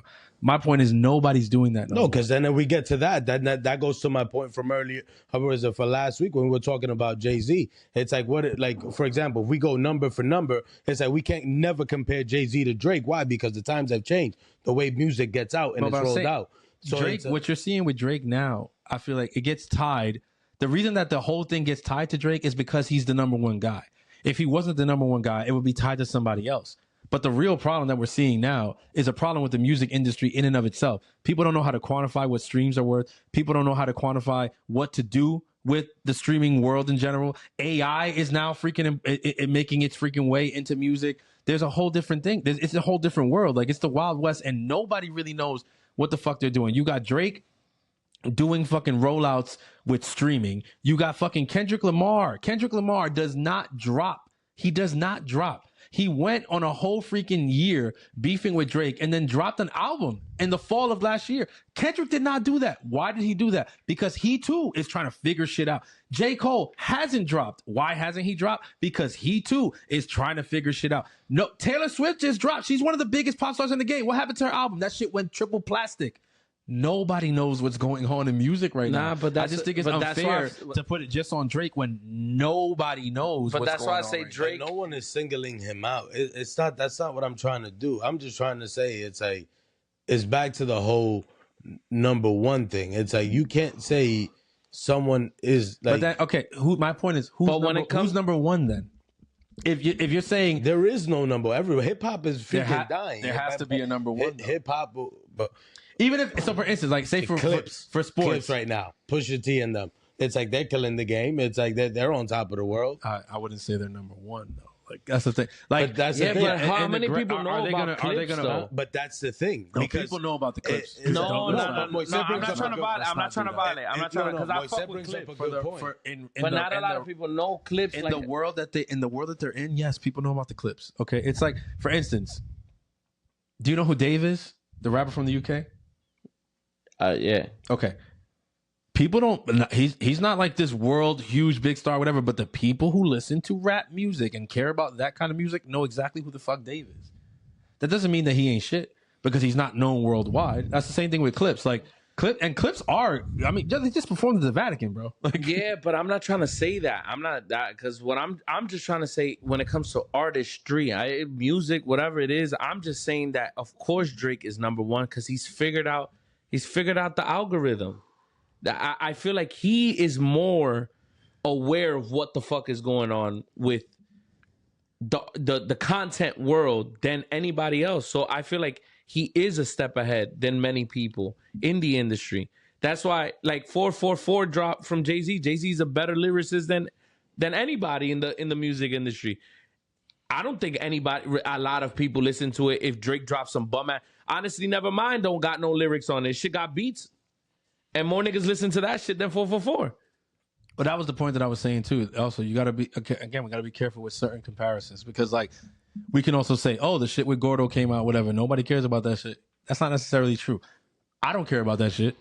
But if you go to those clubs where they play EDM and all that shit, whatever, that shit is bumping. Why? Because that's the music that they're bumping. But it's not to also say, like, be disrespectful. What I'm just trying, it's just a comparison. I'm putting it out there. It's more of a comparison about Drake, like how I feel like he's figured out the algorithm because he be fucking. I can't argue with that. And what is the main goal in the music industry, anyways? Is to gain some traction and that at the end of the day, do the Kanye West and do the Jay-Z. live off happily ever after with your billions. It's different. Everybody has different goals. Because you could say that, but that's not Kendrick Lamar's goal. That's not J. Cole's goal. So Drake, I feel like he has completed that goal. He has surpassed Cash Money. So would you say that the majority of Drake's fan base are hip hop heads or just freaking niggas who are just getting into hip hop? No. I would say the vast majority of Drake's fan base are pop fans, are fans of pop music, meaning they are fans of whatever the most popular music is. Meaning that a lot of the majority of Drake's fans are also listening to Sabrina Carpenter, are also listening to Taylor Swift, are also listening to Ed Sheeran, are also listening to Bad Bunny, are listening to Adele, are listening to Beyonce. Like that's the majority of his fans. Does he have a solid fan base of hip hop and rap fans? Yes, he does. Would I hazard that he has more hip hop and rap fans than a J. Cole or a Kendrick Lamar or a Dave? No. Then Dave, yeah, because Dave is not quite there yet. So then this is where I'll retract everything I say. When you say number one, you're saying number one as a pop artist? I'm saying number one, period, artist, because there's no hip hop artist bigger than a pop artist. Okay, I get what you're saying. Yeah, at the end, it's like it would have been like if back in the day they I'm compared fighting hip hop. That's why. Yeah, and even if we went into hip hop is one of the biggest messes right now. I mean, there's people out there saying it's dead, it's dying, it's whatever. It's one of the hugest messes. That's a whole different conversation. But I mean, yeah, right there, I could level with you and say like we don't even know if there is a number one in hip hop. That's a fact because right now things are what they are. I mean, Kendrick had a chance, right? I know Kendrick fans will say no, he has the crown, whatever. I disagree. I would say Kendrick had a phenomenal chance to do that. If he would have not been Kendrick Lamar, if he would have done things the way that Drake did things. Like, you had the momentum off of the year battle. You had the momentum off of GNX. The next step was, after the tour, drop a deluxe, keep the shit relevant, keep the whatever. But now here we are with the Grammys coming in a couple of months, and your songs that are nominated are fighting up against a very solid album in the clips. Why? Because you never doubled down. You never doubled down. Had that been Drake, there would have been 2, 3, 4, 5, 6. I'm not going to say the next number. There would have been that many double downs because that's what he does to stay on top, to stay number one. Kendrick, it's not his goal. That's why I said with Momo's point, there's just different. Kendrick doesn't give a shit about being number one. He just doesn't. He cares about art. He cares about concept. He cares about purpose. Like, he doesn't drop shit just to drop shit. He just doesn't. So and at the end of the day, I brought up the Grammy thing. I don't think Kendrick gives two flying fucks if he wins against the Clips. I don't think he cares. I really don't. Like, the one for Luther or whatever, that might mean more for SZA than it does for him. Like, I don't think he really cares about that shit. I saw that shit. That man's won freaking 22 Grammys. Yeah, he's won a lot. He's definitely won. When is the Grammy? His February, right at the week after the Super Bowl. So, all right, I'm gonna play the. Oh shit! Did I send it? I did not send it to myself, so now I gotta find this clip. But comedian Deon Cole was actually on Drink Champs recently, and he spoke about a streamer who we later found out was Kai Cenat. And basically he was saying, some of these kids need to kind of like learn respect because he felt slighted by the way that Kai Cenat, I guess, referred to or treated him, and then also, treated Wale and other people like that. So I am looking for the actual clip so I can play that for y'all. But of course, it's not coming up right now. So give me a second. I know Zay sent one in the chat. I ain't gonna rush because I'll just cut out until I get to the fucking clip. Damn. Why is this shit not coming up now? The one I sent was on Twitter. That's the one from Twitter. No, because I had a specific one because it goes like right to that point. Fuck. I can't believe I didn't send it to myself. Unless it was Twitter. But the one that you sent wasn't the one that I saw. Let me see. Look at you. Him. Nope. It's not here on Twitter for me either. Damn, that kind of sucks. Look at it right here. My bad. Okay, hold on. network hired this really big, I don't want to say my names, hired this really big streamer, right? The biggest streamer out there, right? Oh, so they hired this person to come to the award shows and do back scene, right? Yes, I saw it. And this motherfucker was like, yo, like people was like, he was going up to people like, I don't know who that is. Yeah, Wale. Like, I don't know who that is. And his excuse was, don't blame me because I'm young.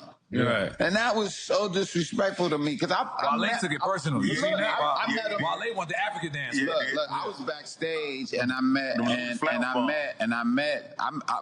met dude one time backstage and he walked backstage and I was like, hey, what's up, man? He was like this. And he walked off, and he was with I like that dude, the blonde hair, the Drewski. He was with Drewski. Yeah, and Drewski looked at me and was like this. What's up, OG? How you doing, man? I appreciate you, man. Yeah. Network. So basically, that's the clip. Deon Cole is a OG in the comedy game. He's been on a couple different shows. I think most recently, Blackish would be the one that people know. And basically said that he didn't like kind of getting like the Hollywood vibe from Kai Cenat at the BET Awards, basically saying like, he was walking around like, I don't know who these people are or whatever type shit. And he thought that was messed up. He thought that Kai should have shown a little bit more respect to some of those people because of their stature and their, their years that they put into their respective games. So I figured I'd bring it here because obviously we got a huge streaming fan on this podcast and we also got huge comedy fans on this podcast. So it should be a decent discussion. What do you guys think? Say something, G. I mean, my thing is I understand where he's coming from, but also I give Kai a little grace just because, like, I do think that there's a large group of the culture that Kai just really does not know who they are. And to Deon's point, though, it's just like it's not. I feel like it's not the fault of Kai, but the people who hire him for these things. Yeah. Because it's just like, that he's not going to know who certain people are. But you hire him anyway because he's just like a polarizing figure. My thing with that is I would say when Kai's in these positions, it's just like, I feel like, maybe it's just like professionalism. He could easily say like, hey, how you doing, man? I'm Kai. I'm not really too familiar with like your work or who you are. Like there's ways to go about it. Like when you really don't know who the fuck somebody is and you should know who they are. Like I would say like people do it in professional settings all the time. Like, oh, Dave. Oh, okay. And they like, try to figure out who the person is in real time. Because also the problem with Kai is like, his whole thing is streaming. So it's not like he's doing these things like backstage. Like the shit with Wale, it's in front of the whole world where it's like, I don't even know who that is. And it's just like, I guess the only reason I do agree with you. I feel like he deserves a lot more grace, but I do understand why people are on his ass because you go to the BET Hip Hop Awards. It's like, and granted, you are invited because you're a streamer or whatever. So technically, you don't need to know what's going on. But then again, it's one of those things that it's like, it is Wale. He is one of the hip hop legends, and it's like, the fact that you don't know who he is seems kind of crazy. But also, like you said, it's like, imagine if all you did was just like play video games and stream and do all that shit. Like, yeah. Like that he's behind the camera and shit like that. He's like, I think about this dude, Jason, for example. Jason spends his whole time just behind the computer. You don't really know what the world was going on in the world. And it's like, when you think about those things, good looks. When you think about those things, like these guys are just, that's their whole life playing video. They don't give a fuck about music. They don't give a fuck about what's going on. It's just that. Like me with Kai is just more like I don't know what these guys expect him to do. Like Wale, like I know Wale, but I don't know his face. You understand? But then when they asked him, it was like, the chat was like, yo, is Wale, or whatever. He was like, but he didn't Wale, who's Wale? Yeah, like. But to give him some grace is the same shit that I think he called him. I think he called him Wally. Yeah, he was like Wally. He was like 23. He was like 20. But Wale is even worse for pulling up on him while he was sitting next to Snoop and then being like, "Yo, that shit made me look bad." Like or whatever. That's a Wale thing though. Like Wale has that issue. Yeah, that's also like a it's almost like a and he culture. didn't even disrespect him. And like, I feel like that's the bigger conversation. He took it as disrespect though. It's like you can't say. It's almost like one of those like you can't say you're black if you don't like know about these things. And I feel like they're attacking him because of that, and not so much for not knowing. Yeah, that makes sense. Let me see what you think. But then again, they invited him to BET Awards. Like, my question is though, what do it's y'all not his say? fault. What do y'all say to the people who say like, "All right, bro, like Wale is not the best known rapper, and Deon Cole is not the best known comedian"? Like, I'm not gonna lie. Nigga, if I was Kai, I would have not even known who that was. Like again. So that's why I give him grace, because it's on one hand he is young, but on the other hand, like there's a lot of rap fans. Well, no, you can't be a rap fan without knowing who Wale is. But it's just like I first knew who Deon Cole was because I watched the show Blackish. Yeah, and he's had a whole career before that. He's a stand-up. He's a very good. He's a very good stand-up. Like before that, I wouldn't have known who he was. No, like, you have to be in. You have to be in. So, for instance, to not know him off of shows, you have to be a stand-up fan. Like I feel like if it was like 50 Cent, then it would be like, all right, bro, you no, do you not know again, 50. This is the difference between star and superstar. You understand? Like, okay, like Eamon Thompson can walk down the block right now. I think out of this podcast, 2 of the 4 of us would recognize him. Right? Who are the 2? Not me. That name don't even sound familiar. Exactly. All right, so then maybe one of the 2. Jedi, would you recognize that's the nigga from the Rockets? He's on the Rockets. Yeah. I'm bringing that up to say that name don't ring a bell. I'm bringing it up to say Eamon Thompson, very solid basketball player. Where his brother plays. That nigga play basketball? Yes. He's on the Rockets. I thought he was a comedian. No, I was making a reference. Like, he's a very good basketball player, and some people would tell you like he's a fucking star on Houston right now and whatever. He's not a superstar though. Kevin Durant, who plays on that same team, who walked down the block, all 4 of us would recognize him. He played with Kevin Durant. Kevin Durant. I think you would know. I think you would know who his brother is though. What's his name? Tristan Thompson. Blessing Thompson. Oh my god. So, all right, but here's my thing, right? So the way that I received this with the Deon Cole, I was like, I get it. I get being upset because there's another side to the coin where I think people got to also give grace to the other people involved in this, the Wale's, the Deon Coles. Those people get backlash because then they also see their fans trying to clown them because this little nigga didn't know who they were. Yeah. Yeah. And they're like, damn, Unc, you ain't shit. Kai ain't know who you were. And you know that this generation that's coming up, the streamer generation, the people who are fans of Kai Cenat, the people who are fans of Speed and all this shit, those people are fans of a culture that is wildly disrespectful, and they are not. They're very open about what their disrespect, and it's very accepted in that culture. So they go to other levels of disrespect, and they think that the shit is funny because in their circles it is funny. When you're doing that with a Deon Cole who does not come from that generation, with a Wale who does not come from that and also has a very razor thin skin, then now, they feel a type of way because now I got people telling me, yo, this dude didn't even know who you were. It's like, that's like lame, but you got traction though. But here's my thing. Should the onus be put on Kai Cenat though, or should it be put on the BET Awards for clout chasing and bringing Kai Cenat there when they know good and well, if they watch his stuff and they are familiar with him, they knew good and well he wasn't going to know a lot of those people there.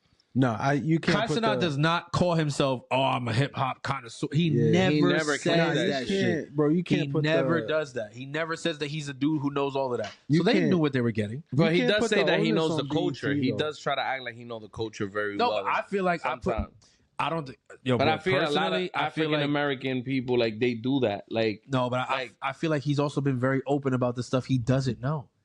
Yeah. So I feel like me personally, I put the onus on BET. No, which is a fact. They know why they brought Kai Cenat there, right? And it was successful for what they wanted. They got exactly what they wanted.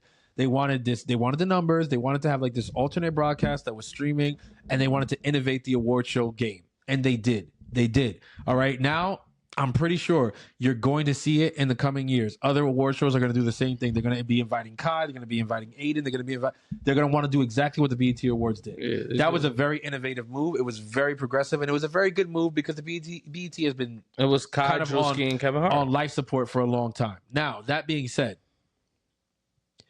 if anybody's going to get mad about backlash because Kai Cenat didn't know them and disrespected them, I would direct that more towards BET. Because I'd be like, yo, y'all invited me here. I came here. I showed up. I pulled up. I'm supporting BET.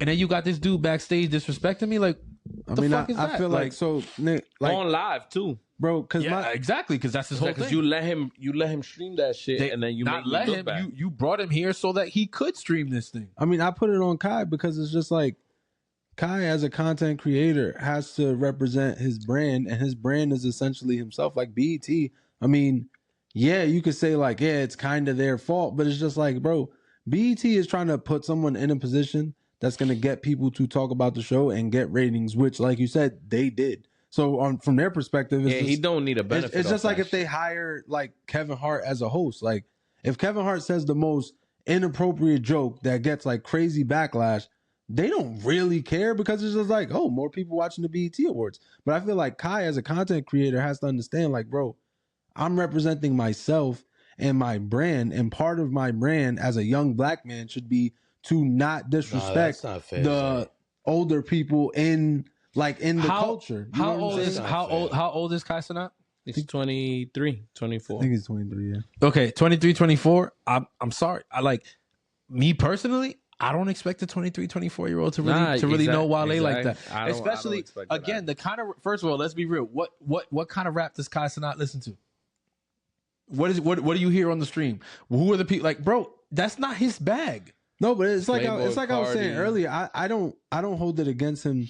I always give him grace for not knowing who these people are. But like I said, I feel like there's just ways that like he could go about it. So like you when feel like he should have never accepted going to the BET Awards? He could have went. But like for instance, with the Wale situation, like with the Deon Cole situation, Deon Cole says that he was kind of like standoffish with him. Nah, he was. I feel like that's strike one. With the Wale situation, I feel like he said what's up to Wale, and it was love, bro. He could have not said anything else. Nobody would have known. And then he was just like, that's a very good, shit, the chat is saying that's somebody. No, I didn't know who that was. That's a good point. That's a good point.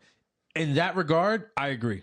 I was going to say that. There is onus that does need to be put on. It can't all go to BET because then it's true. Him not knowing them, whatever like that, I can't fault him for that, even though like there are certain things that you feel like culturally do need to kind of be, ingrained in you if you're going to be in a certain culture. Like for instance, we're all Dominican here. If Anthony Santos' song is played and one of us is like, what the fuck is that? Like, what kind of music? Like, we would look nuts. We'd be like, what do you mean you're Dominican and you can't recognize an Anthony Santos bachata? Like, what is that? Like, you should know that. It doesn't matter how old. It's better because if you say Anthony Santos, that's big. That's a big. Bro, but fine. El Chaval, Hector Acosta, El Torito, quien sea. I'm just saying, like, there's certain things that by culture, by design, like you should know. You have to kind of know.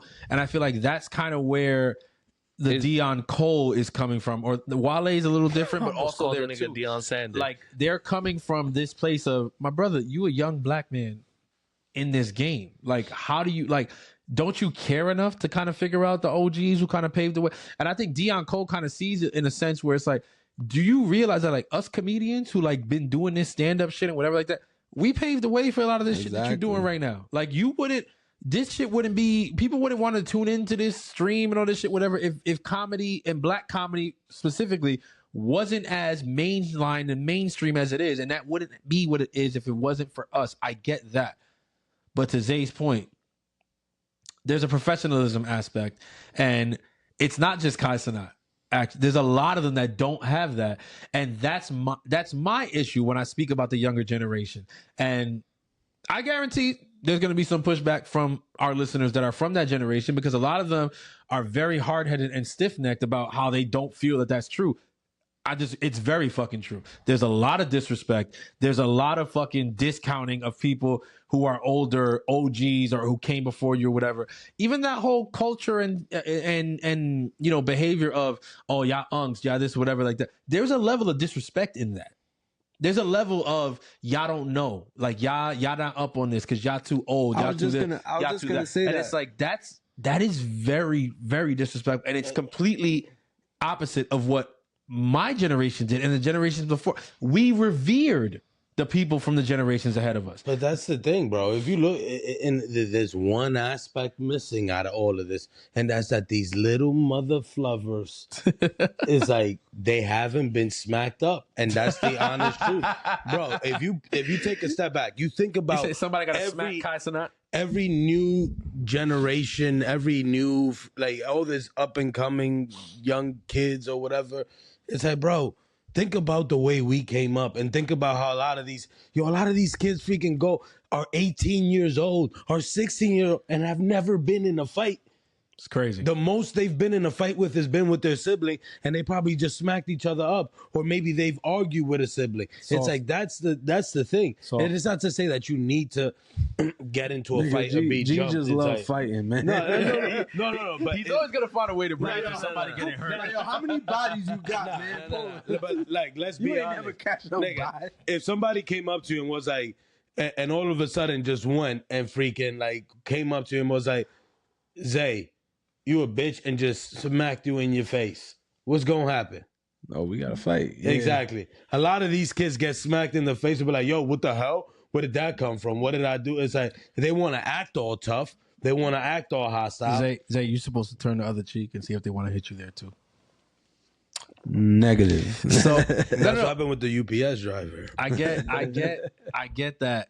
No, I get that. I get that aspect of it, but I feel like there's a huge disconnect. And I feel like Kai Cenat, unfortunately, is one of the people who kind of get thrust into the epicenter of it because of how big he is in the streaming community and in the pop culture community because of the streamer that he is.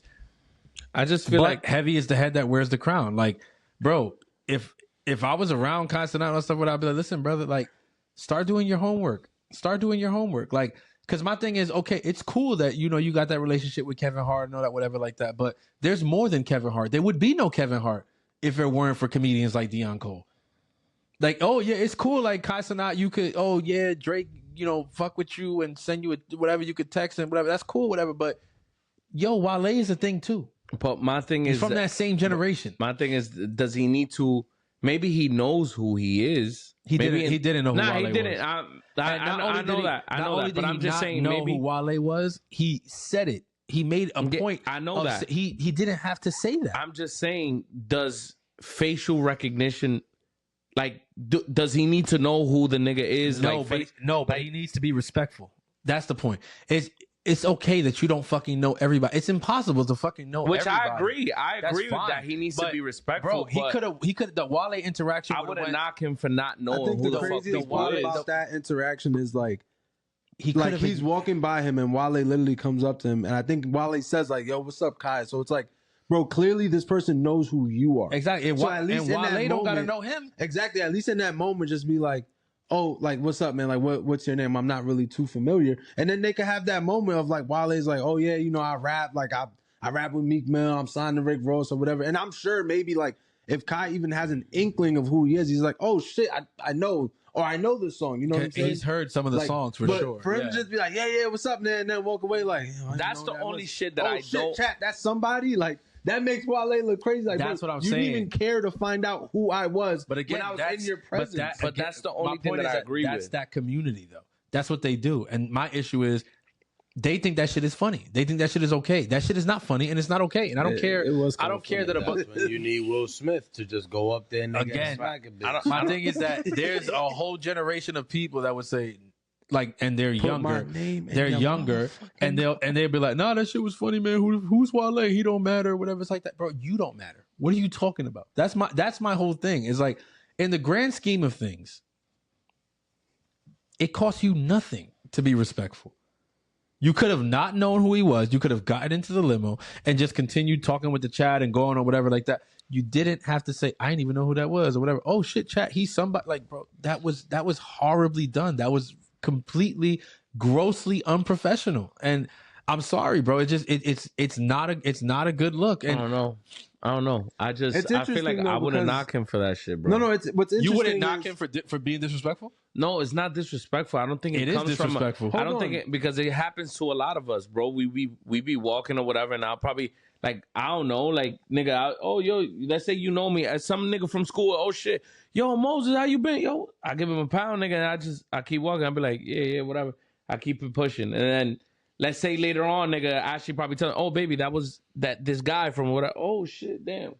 That was the difference between you there. You didn't do it in front of a million people. Yeah, but I don't think it comes like that's New York shit, bro. I don't know. Like I feel like that's just. He has to understand. But you didn't have an audience of a million the platform people that watching he has, you do that. That actually makes people look bad. And the crazy, like the interesting thing, and he to me knows that because he's one of the biggest streamers in the game. So he can't plead ignorance that I didn't know people were gonna go and clown him for that. Yes, you did. But also, like, what's interesting to me is like. I give Kai grace for not knowing who he was, but the people who watch Kai was literally in the chat like, oh yo bro, that was Wale. So I'm just like, but also time out, bro. Like the people who are watching you, who you cater to, know who he was. And because he was streaming the BET Awards, so you getting people like Cito that is watching because this is something big, this is something different. It's not the desktop stream that got the young grunt niggas, the little young niggas. I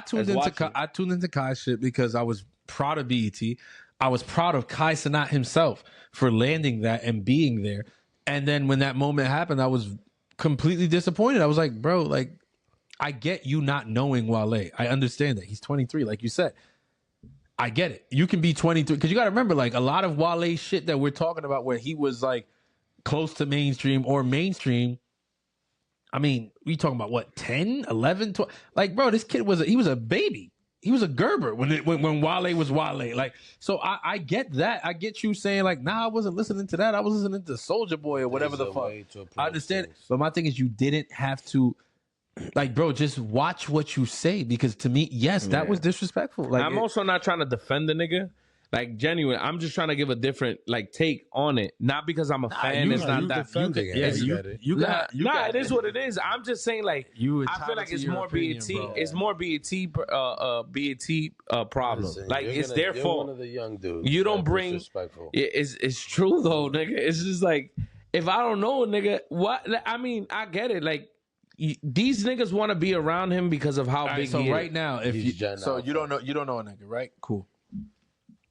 Right now, I bring somebody on an episode, right? Somebody comes out. I didn't tell y'all they was coming. I bring them. They come in. They sit down or whatever. We chop it up with them 30 minutes, whatever. Then they leave, right? They're like, yo, I just was here for the 30 minutes, whatever. I got to go, whatever, cool, whatever.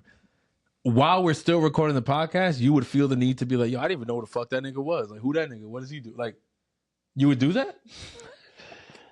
That's what I said. He's a part of that generation, which is cool. But also, I would have joked around. I would have been like, "Zay, who the fuck is that?" It's okay, but again, like that's a problem. Like it's not. It's because it's a lack of respect for the person. Because the same way, for instance, if I brought you somewhere, and then afterwards I heard somebody be like, "Yeah, well, who the fuck is that?" I'd be like, "What you mean? Who the fuck is that?" Like, don't do that. Don't be respectful. Nah, but that's like, you don't have to know. You don't have to know everybody in the world. Exactly, I'm not saying that, exactly. But respect doesn't cost you anything. But they came. He's over there. He's in the BET Awards. The nigga is there. Why he was standing in that pathway? If you don't know Kai, why you gonna say what's up to him?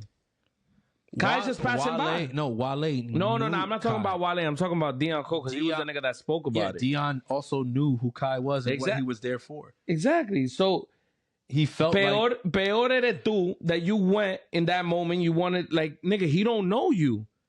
That's me going up to a nigga and just de freco. To him, these are backstage people. But is it de freco? If Deon Cole is Deon Cole, no, he wasn't at the Grammys. But that's not what I'm saying. He wasn't at the Grammys. He was at the BET. This is Black Entertainment Television. I know, but I'm not saying anything bad about the scenario. What I'm saying is, think about it. He's going back there with a camera. He's on Gold Time. BET's not on Gold Time. They airing it, whatever they put in commercial. Let me ask you He's on Gold Time.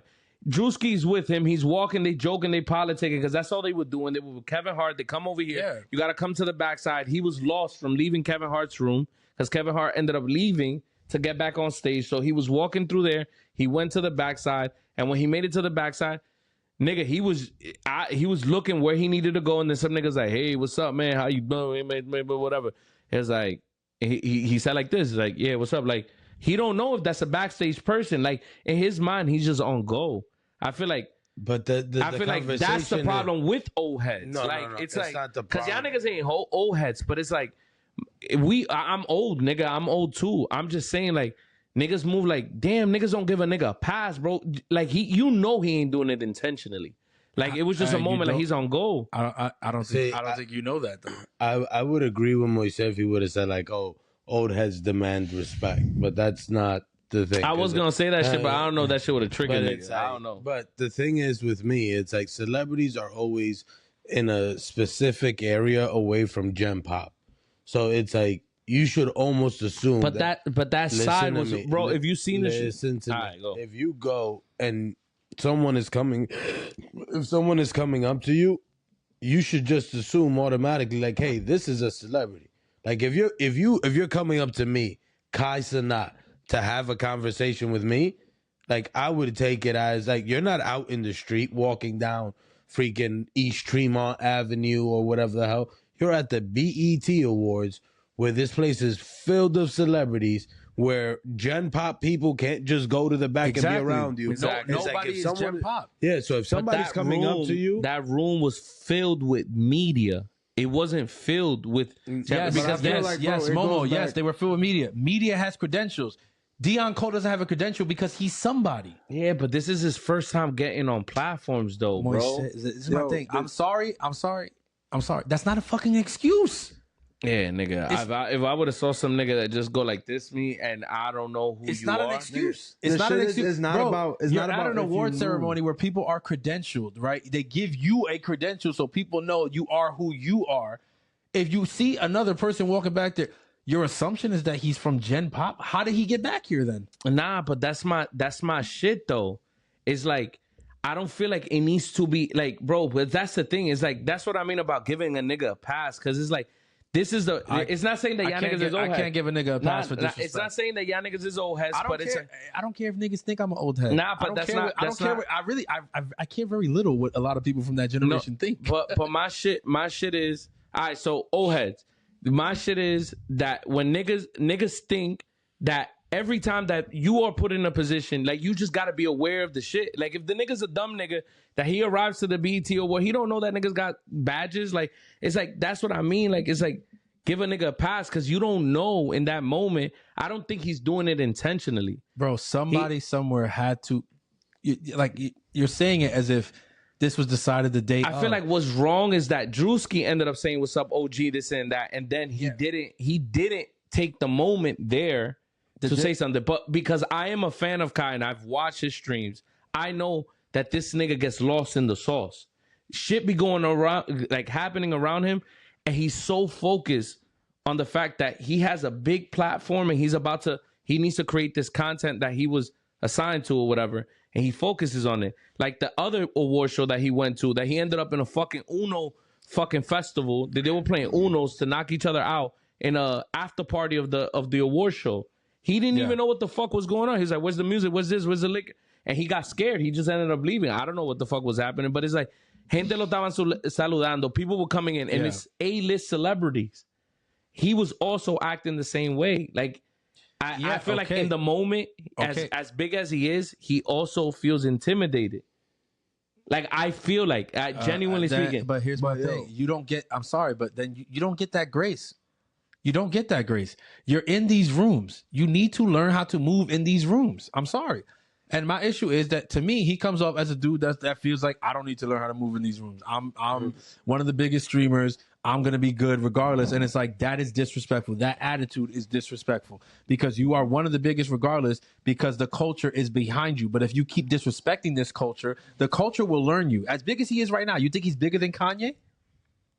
When Kanye was at his peak, is Kai Cenat bigger than Kanye? No, definitely not. And look at Kanye right now. If you don't learn how to move in the rooms, you will get humbled.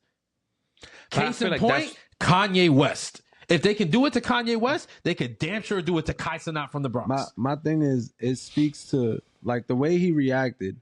It speaks to the shit that like C's was saying about like the younger generation. And I don't want to sound like, you know, because I'm older. No matter what you say, they're gonna call you old. Like no, I don't care. Like what I'm saying is, I know it just sounds like we some older niggas trying to shit on the younger niggas, but it's not about that. It's just like, bro, what we see is that there is like that lack of respect. Like even when you like, I don't take it necessarily disrespectfully that niggas be like, oh, you a unk, but it's just the context in which they say it. Like when we was younger, we would be like, oh, that's the OG, but that was like referring to a nigga that was like wise, a nigga that knew shit, a nigga that was like experienced. Now it's like they say you a unk as if like you're just not tapped into shit. You don't know shit. So it's like I'll give you an example of what happened to me when we was younger. Niggas was playing ball in the park, bro. This dude comes in. He's not like an old head, but he's older than me. And it's a bunch of necks, like it's a full park, bro. The dude, swear to God, he says, yo, who got necks? And then it's like, oh, it's like 4 nexes. And the nigga's like, I got necks. I don't know who the fuck this nigga is. And then they like, there's game 16. He's like, oh, what's game? They're like, yo, 16. He's like, yo, game 12. Y'all taking too long. I'm about to shoot up the park. And I swear to God, bro, this definitely happened, bro. And I'm just like, yo, bro, in my head, this whole time, I'm like, who is this nigga? Like, who is this nigga? Because on one hand, I'm like, bro, first off, you don't got next, niggas is waiting. But on the other hand, I'm like, he got a book bag on him. Like, that nigga might have next. Oh, he got it. But my thing is just like, bro, my first thing was like, all right, bro, if he's walking in here like this and he's an older dude, I'm just going to assume that he is known and well respected to the people around here, that they allow him to say this. If I just took the approach of like, I'm young, nigga, I don't need to know who the fuck you are, I got next, shit could have went bad. But I took the approach of like, let me figure out who this person was. And it turns out he's like an OG, well respected and whatever. And he probably had that shit on him. So he had the next and game was 12. But it's like, you have to take that approach of like, stop looking at niggas, like stop assuming. To me, that's a different angle though. Because if Wale pulled up on Kai like that, then I would have respected Kai's response. If Deon pulled up on Kai like that, I would have respected Kai's response. My issue is these dudes pulled up respectfully and got disrespected. And that's why they feel away. One thing that I also wanted to add to this, and I just thought about it now, just thinking about us being unks. The other thing is that these young niggas have unks like us in their corner who they look up to, and freaking kind of gave him that pass and that kind of like that stamp of approval. And then they think that, oh, I got this person on my side. I could go and do whatever, say whatever, act however. And it's like, in the end, almost like try to replicate the shit that they see in us, and just not replicate, but not just that. It's almost like, hey, I'm good with this unk or this OG or this whatever the hell. So it's like, I don't have to do anything else. Like, I already, because it's like, I think about Kai and it's like, he has Kevin Hart. Yeah. It's like, I already got Kevin Hart. What the hell do I care about a Deon Cole? It's like, who do I sit down with Drake? What other big time rappers? Whatever. No, it's true. It's true. Like, so now a Wale, it's like, like that. It's like a Wale. Who the fuck gives a fuck about a Wale? But it's not to say that that's their thought, but it's like in their head, it's like, I already know the big ones. I know the important ones. It's like, so what the hell do I need to, like, it's like, who the hell is that? Like, you know, it's true. Respect is what's needed. But the thing is, because they have that stamp of approval, whatever, of that OG, of those superstars, as we were talking about earlier, they feel like, hey, I don't need to. It don't matter if I get the rest of them. Yeah, and I don't need to respect, which is not true. But it's like they feel like they could disrespect everybody, because it's like it's something like for example, if you compare a Dave Chappelle with a Kevin Hart is the much bigger comedian, but Dave Chappelle is a fucking legend. There is no Kevin Hart without a Dave Chappelle. There is no, a lot of freaking. I'm not about to go down the list. No, but it's like because Kevin's more pop and stuff like that. He's a safer comedian in that regard. But I mean, in the circles of comedy, there's nobody who would say that the better comedian was Kevin Hart. Yeah, everybody was no. Dave was a genius. But the thing is that because he hangs around with Kevin Hart, it's like. No, but wait. Because I think about, like, again, the youth that are around us and their attitudes and their mindset. Yeah. And it's like, in the end, they think, like, oh, I could say. It's like just even some of their reaction or the way they freaking move or the things that they say or the things that they buy. It's like they do it because they see us. Yeah. So it's like, in the end, they feel like whenever somebody goes and questions them about the shit that they're doing, they're wearing, they're doing whatever the hell it is, what do they react like? They react like, oh, well, I got my OG or my person like freaking behind me, and at the end of it, I know I'm not saying this is what it is, but like they have my back, or I'm gonna act like my OG. Why? Because I know that at the end of the day, like this is what they would do in this example. But at the end of the day, it's just a lot of barking and fucking bullshit more than anything. I don't even know if I got my point across. Go ahead, Mo. Nah, I was just gonna say, like, I feel like that he I don't know if you're speaking of Kai Cenat, but if we talking about young niggas in general, like he got Kevin Hart on his side, but he acknowledges that. He acknowledges Dave Chappelle. He acknowledges he had Marlon on his stream. Like, I gave an example. I'm saying it, but in general, right? Because the topic is about what he did to the OG, right? Like the Wale's and the Deon Cole. Who the fuck is Deon Cole? Okay, but back to the Marlon thing. That's he brought Marlon was on there. I don't know if it was white chicks or something. He mentioned white chicks, and the niggas there was like, Marlon was like, you guys seen white chicks? Well, there was some movie that he said blank man. I don't know what the fuck, and they were like, nah, we never seen it. So these niggas, he can. Nah. That they. Oh, I'm gonna look for that shit. If you find it, because I saw the whole. Oh, shit. I saw it. So it's clips that get blown out of proportion. That's the shit. There definitely was a moment where he brought up something and they was like, nah, or whatever. That happened on the Marlon. But they gave him his flowers though, like OD. No, yeah, like they gave him his flowers. I'm not saying Kai was not disrespectful to Marlon. None of them were. The only one that was into that, the only one that was like still like he don't know who the fuck who is or whatever was Rakai was the young nigga that's 16 years old that he did it to Kalani. He came in when Kalani was there and he was like, hey Tyler, it's nice to meet you. And everybody was like, what the fuck, nigga, that's Kalani. Like, and then they all like beat him up. He was like, yo, give us a second. But it's like, it's the show. Like, nigga wasn't born in that. It's so much. These are kids that growing up, they just got fame. Kai became famous off a rat in his room. Okay. A rat that passed through his room. He got an opportunity to join AMP. Now the nigga is blowing up. He never expected to be as big as he was. So in his mind, the nigga was just trying to create content to be where he is today or whatever. To just make some money to get out of the hood. But what's beautiful. Now you are there. But exactly. So now you got to study. Like but that's wild to me though. Like it's like you get there and now you have to study. And that's my issue. That they have that that's mentality. Wild, they have that bro. mentality. That's You said wild. that's why it's not wild. That's wild. How is it wild? Apply it to like him working. Like if you're working and it's your business or whatever the hell you're trying to build, but his you gotta know who you're. His business isn't the like he's in the like culture. I know, but so he's placed, bro. He's placed in the culture. That's my whole problem with that generation. That they all think like what you just said. That's wild to me. No, the fuck, it's not. But how bro, is it wild that you're placed in the culture because he is black? He's placed in the culture because he's black. No, he's placed in the culture because of how he's big sitting he down is. with Martin. He's sitting down with Kevin Hart. Exactly. It has nothing to do with the color of his skin. He's inviting the people that he wants to be. That's with. culture. Okay, exactly. From what culture is he inviting the people? From what culture? I mean, from black. From the same culture that he's disrespecting when you don't know who Wale is, when you don't know who Deon Cole is. I think that's dragging it though. No, it's not dragging it, bro. It's dragging it. No, you can't do that. You can't say that. Bro, I'm sorry. Like that's my whole problem with that younger generation. It's like that's wild to me. No, the fuck, it's not. It's not wild. It's called respect.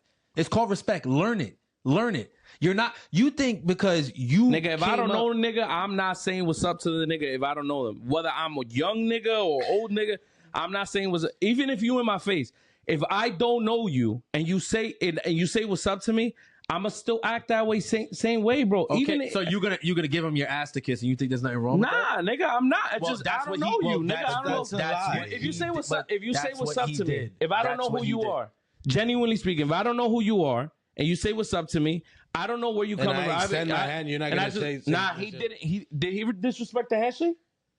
Bro, the way Deon Cole explains it, he's like the dude was like standoffish, like whatever, like basically on some like who are you type shit, like don't come over here type shit.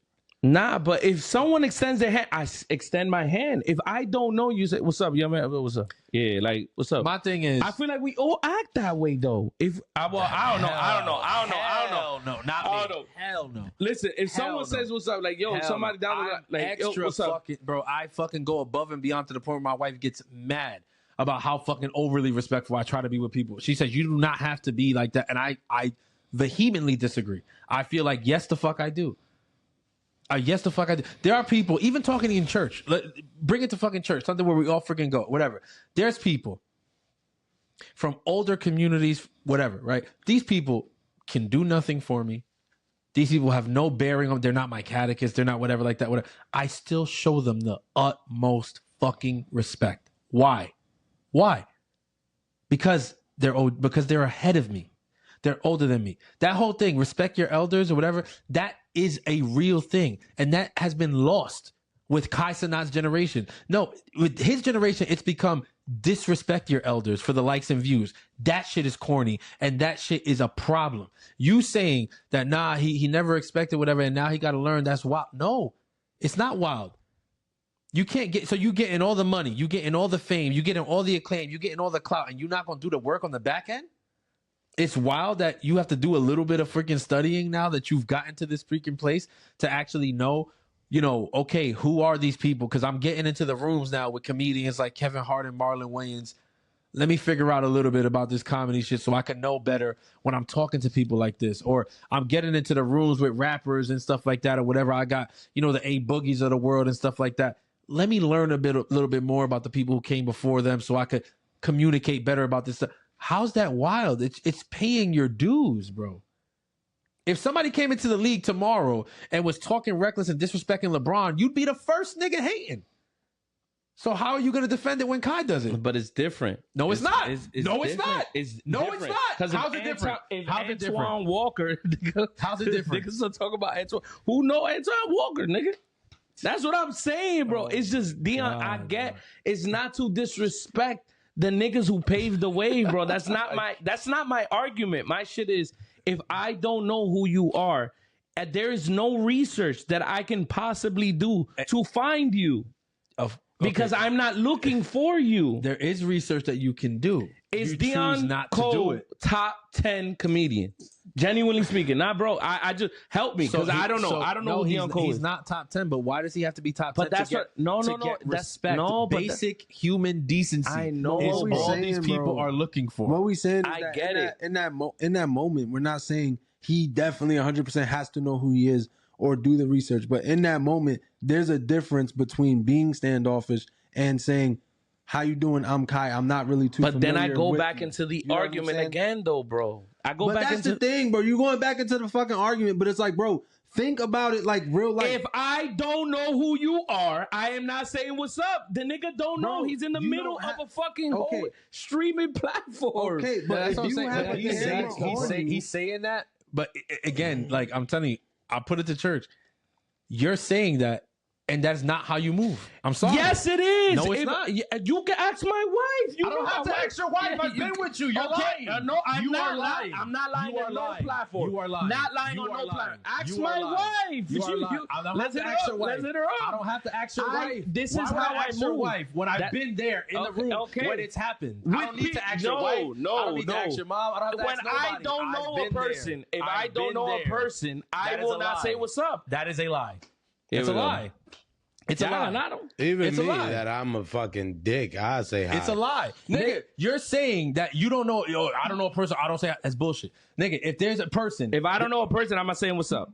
If I don't know if they that is not true. If they come up to you, if they come up to you and say, we've yes. seen it. We've That's what all I'm saying. seen Why it. is he doing this right that now? means that I probably seen them and I know them. Okay, bro. we can't If mention I it. don't know you, I walk into a place and I don't know somebody. I'm not saying what's up. Okay, you're talking. You're changing the conversation. In the church too. No, You're we're changing talking about the if somebody whole comes up to you. premise of the If conversation. someone comes up to you and says hi, you will say hi. Exactly. If they take out, I said this earlier. If you extend your hand to me, I give you a pound. Which is if what you Wale don't extend your and hand, Deon did. okay. But he said, "What's up?" That's my argument. He I'm did saying, not say what's I up said, to Deon. Okay, if he didn't extend his hand at first, and you say, "Yo, what's up?" Like all he said, "Yo, what's up? What's up?" Deon was trying to whatever, and he head nodded him like he was a fan. But even in the video, it sounded mumbled. You can imagine how loud it was in there. That's what I'm saying. But my whole argument, whatever, my whole premise is just one thing. It's just if you extend your hand to me and you say, "Yo, Moisés, what's up?" Whatever. Oh yeah, nah, thank you, brother. This and that, blah blah blah.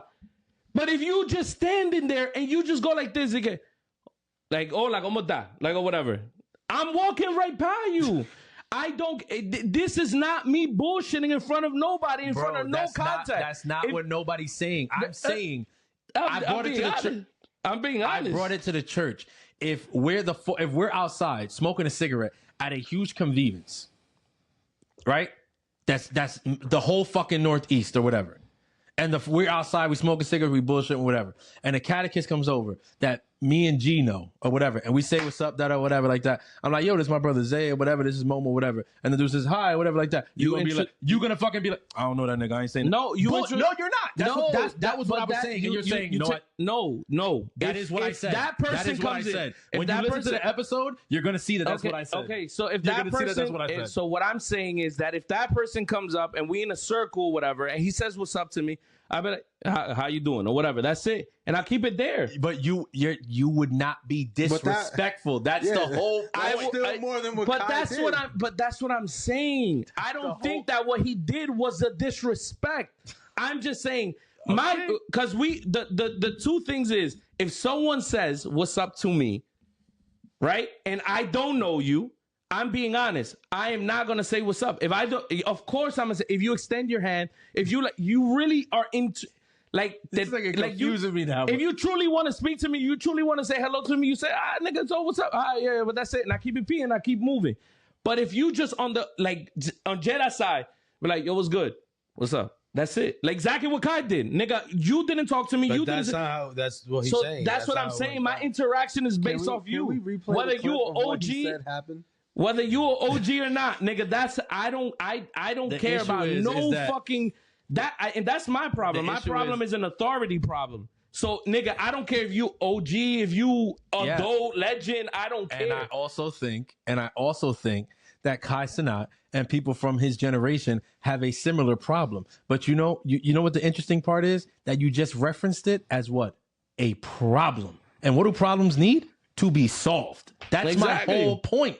Exactly. That is not a good thing. It is not a positive thing. It's not something to hang your hat on and hang on the rim on like it's a good thing. Like, nah, this is what I do. I personally know it's an authority problem, nigga. I know it's a problem, nigga. But I'm just saying that still to this day, I just don't want niggas to I don't want no one, whether you know me or not, to say that if I'm gonna do something that I know that I'm not gonna do. Because I know myself. I know, and I've done it multiple times when niggas say a nigga pull up into the circle and I don't fucking know. After this pod is done, I'll name drop a couple people you said hi to. But also, exactly what I've literally said. So then we do that when it's done. When it's done. What I literally said. If I'm wrong, nigga, I tip my hat. Nigga, I'll bow down. What I literally said. What I literally said was that. And you said, nah, we can call my wife. We can go over. It's like, bro, my wife knows me, nigga. I know for a fucking fact, nigga. I know how I am. I know how I am, bro. Okay. If I don't know a nigga, I'm not saying what's up, bro. But I also know what I've seen and experienced. But also understand because maybe I've known them, bro. Maybe, maybe.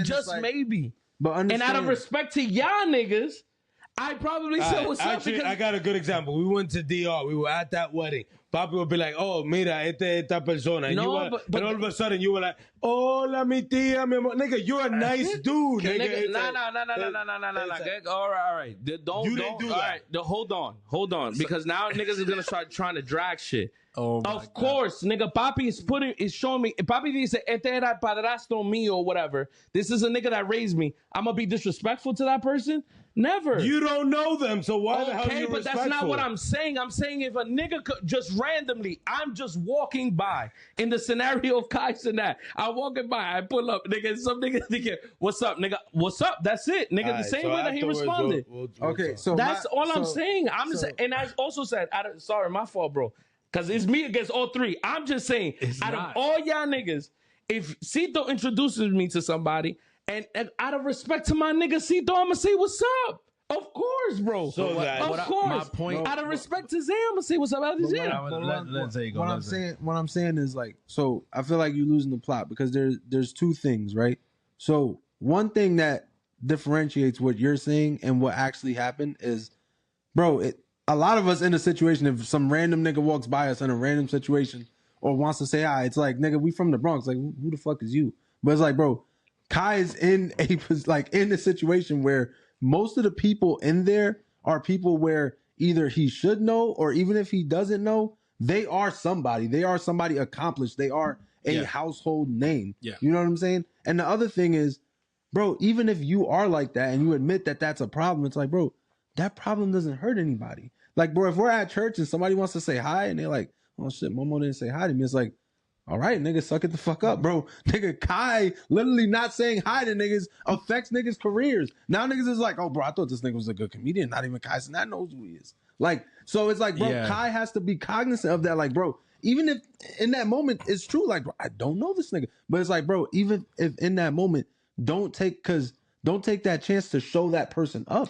That's what we're talking about. Saying is that the professionalism. Like, we're not saying he has to know them, but it's a difference between I have no idea who that nigga is. That's what I'm saying. Yo, like, hey, what's up, bro? I'm Kai. Like, what do you do? Like, you know what I'm saying? What should I know you and from? there's a camera because he probably sees 30 million. That's what I'm saying. I feel like if Moises saying in the same situation with him, like, bro, like.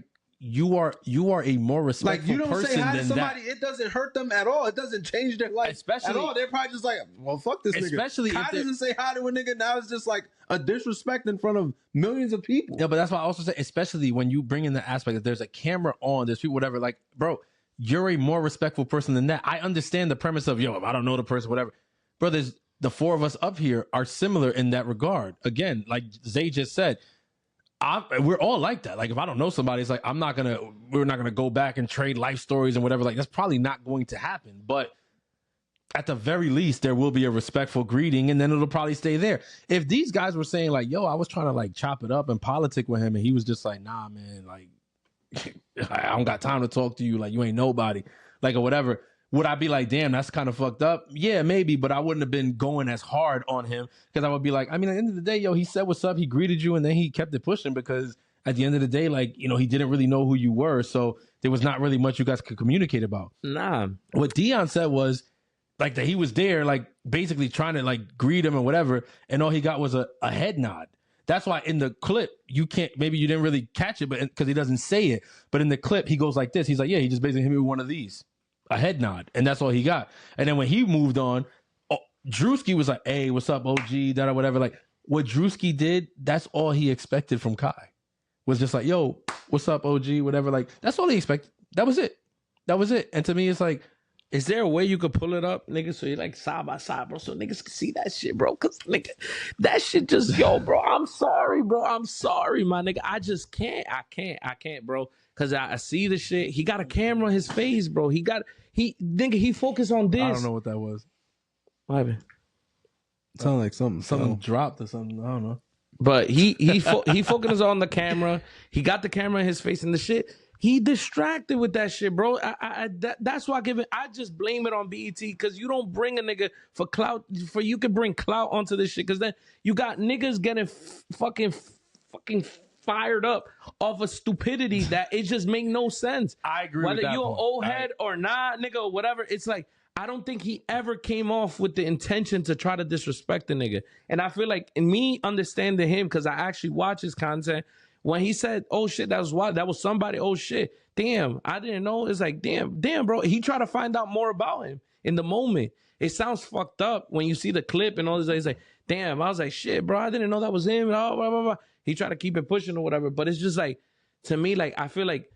Well, that's the issue because the camera, because the camera is on 24/7. It's like there's no room for error almost. It's exactly. like, we were talking about that shit about doing a live podcast and like, shit like that. Like, you can't make a mistake. It's like which is a bigger conversation. It's like because it looks bad the fact that you didn't recognize who he was. It looked bad the fact that you were dismissive.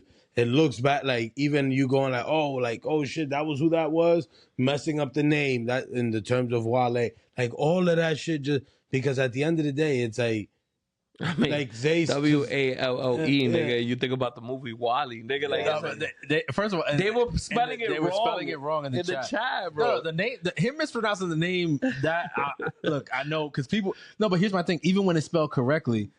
Kai Cenat's not the first person to do that. Like that was happening. Was happening to Wale mad time. They were calling him Whale and Wally. They were doing that way before Kai Cenat. I don't care about that. No, but I'm saying the fact that the camera's on, you have no room for exactly. But that's the purpose of streaming, though, bro. It's to Zay's point.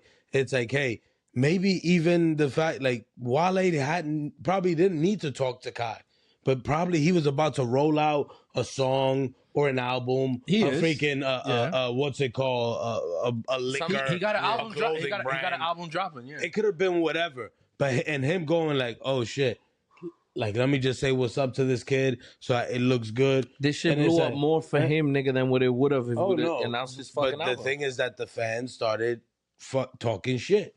So in the end, it doesn't matter. Like, so this is the last gem that I dropped, right? You said a very good point. You said a very good point. He got the camera going. You got zero room for error and all this other stuff. This nigga is on a camera recording something. He got to be mindful. He got to be mindful because you said it earlier, right? You got to be mindful of everything you say, everything that's going to happen because anything can get this nigga a strike. Can get a strike and get his canceled. So he's focused on that. He walks. Let me explain the scenario because I was watching this shit and Cito was watching it too. So Cito could back me up if he remembers. He was in the room joking around with Kevin Hart. They were playing around. They were taking shots of tequila, all this other stuff. Kai does not drink. That's number one. He doesn't drink. He drinks now because whatever, and every time Kevin Hart is around, he takes shots. Yeah. But he's a 2-shot nigga that he gets drunk or whatever. But he's on BET. Got the camera on. He leaves the room because he's joking around, ha, ha, ha, bumping into each other. Mad energy. Kevin Hart said, guys, I'm going to go on stage. You guys do what you need to do. Then blah, blah, blah, blah. Jokes around with them. The crew pushes them out of the room. Say, you guys got to go over there because we need you to do like this ad shit for some shit or whatever. So they left the room. They walked out. They started walking. He didn't know where he was. It was all backstage. He was looking around. He got the camera. He's also focused on that strike content because Twitch does not play. And some of these niggas that be in the background don't know what exactly is whatever the name. I forgot the name of it, but exactly, strikes or whatever. But it got a name. Yeah. So he doesn't know that. So he's walking there, whatever. He's afraid, nigga. Everything is in fear, but he knows that he's afraid. Huh? Do you know he's afraid? He always talks about it. He always talks about it. To that he's point, always fixed on that shit. To that point, I understand because he's seen a bunch of his contemporaries. I'm just trying to give get their accounts canceled and shit off of little mistakes that they didn't even look. One of his boys over. from the AMP shit was driving with his phone in his hand and got his platform. His shit got that's what I'm saying. He's seen a bunch of situations like that where, but it's like they lose their platform, they get deplatformed off of shit that and then they weren't paying attention. But they bring them back. But some of these things are unforgivable. Sometimes it's never the same. Sometimes it's never the same. Even when they come back, it's never the same. Some of them. It's not to go too deep into it, but I'm like all I'm trying to say is just like many of his niggas got in like. Everybody talks about how lame Aiden is. Nigga, Aiden got canceled just because of an unmodified chat. It wasn't anything wrong that he did. He didn't do anything. He didn't do anything. It was his chat, and he's banned forever from Twitch because he didn't have a chat. He didn't have a chat moderator. And the reason why Kai is in the position that he's in is because of Aiden. If Aiden can get canceled as big as he was in that time, bigger than Ninja, bigger than anybody on that platform, anybody can get canceled. That anybody can get canceled. So the point is, I'm just trying to bring a different perspective. I know I went into this tangent about it and Cito me over there, but my point is just one. I feel like, nigga, when it comes to the argument of saying that he needs to be mindful of the OGs and all, that nigga's mind is going 4 million miles per hour. If someone that's not Dave Chappelle, Bernie Mac, or someone that like you can physically know, like, yo, that's a fucking celebrity. I mean, if it was Bernie Mac, obviously he would have came back from the dead. So I'm joking, but I'm saying like people that you can tell like by the figure, like, yo, that's yo, that shit, that's fruta, nigga. Like, I know. But that's all I'm saying. See, like, if he did that to La Fruta, I'd be like, I get it. Like, but that's what I'm saying too. Like the comedian, and you also being a comedian, nigga, you should have fucking went and made a fucking joke. Like, damn, nigga, you don't know who I am. Damn, his like mind is going 1,000,000 miles per minute because he got a promo. He doesn't want to be canceled. It's like it's a whole. But that's all I'm saying. I'm just saying, like, nigga, also see the other side of the coin, nigga. Like, we did. I started off by saying that I understand. I give first grace. thing I said was I have seen the side because I agree with y'all niggas on the beginning. I said it, and my first point was that I blamed BET a lot for it because I feel like they may or may not have put him in a position to fail. I feel like when you bring his worth, Deon Cole do sound a little sensitive. And I also said it, but I said it before. Like, And y'all niggas, pero toditos son así. They're all sensitive. At the end of the day, Wale got the thinnest skin of any freaking pop. We spoke about that shit. Yeah, all of them. I just found out. Look at Drake, bro. Drake, any little Gracie Bon said that shit on Casa de la Fuck. Drake could have ignored that shit. Nothing would have happened. Why did he respond? Drake is a whole bitch.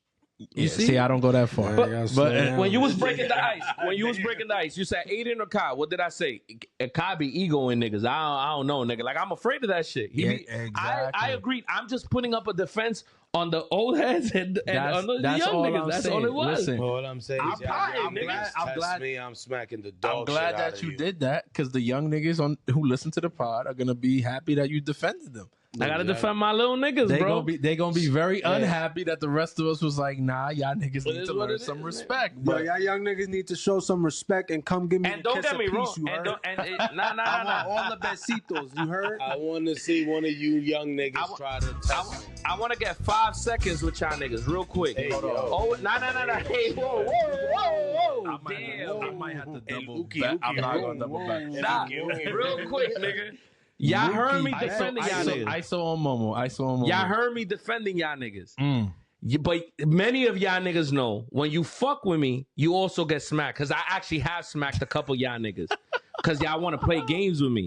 So all I'm going to say is, although I'm defending you and y'all niggas or whatever, when you y'all see don't him, give him the kiss of peace. All I'm saying is, don't throw no shit at his window. Don't be trying to use that little young nigga shit or whatever. Y'all niggas is He likes it when they smack him in the back of the neck. Yo, don't throw no shit at his door on the pilgrimage. That's all I'm saying, nigga. Don't throw some shit at my sandal, nigga, because then you get decked, nigga.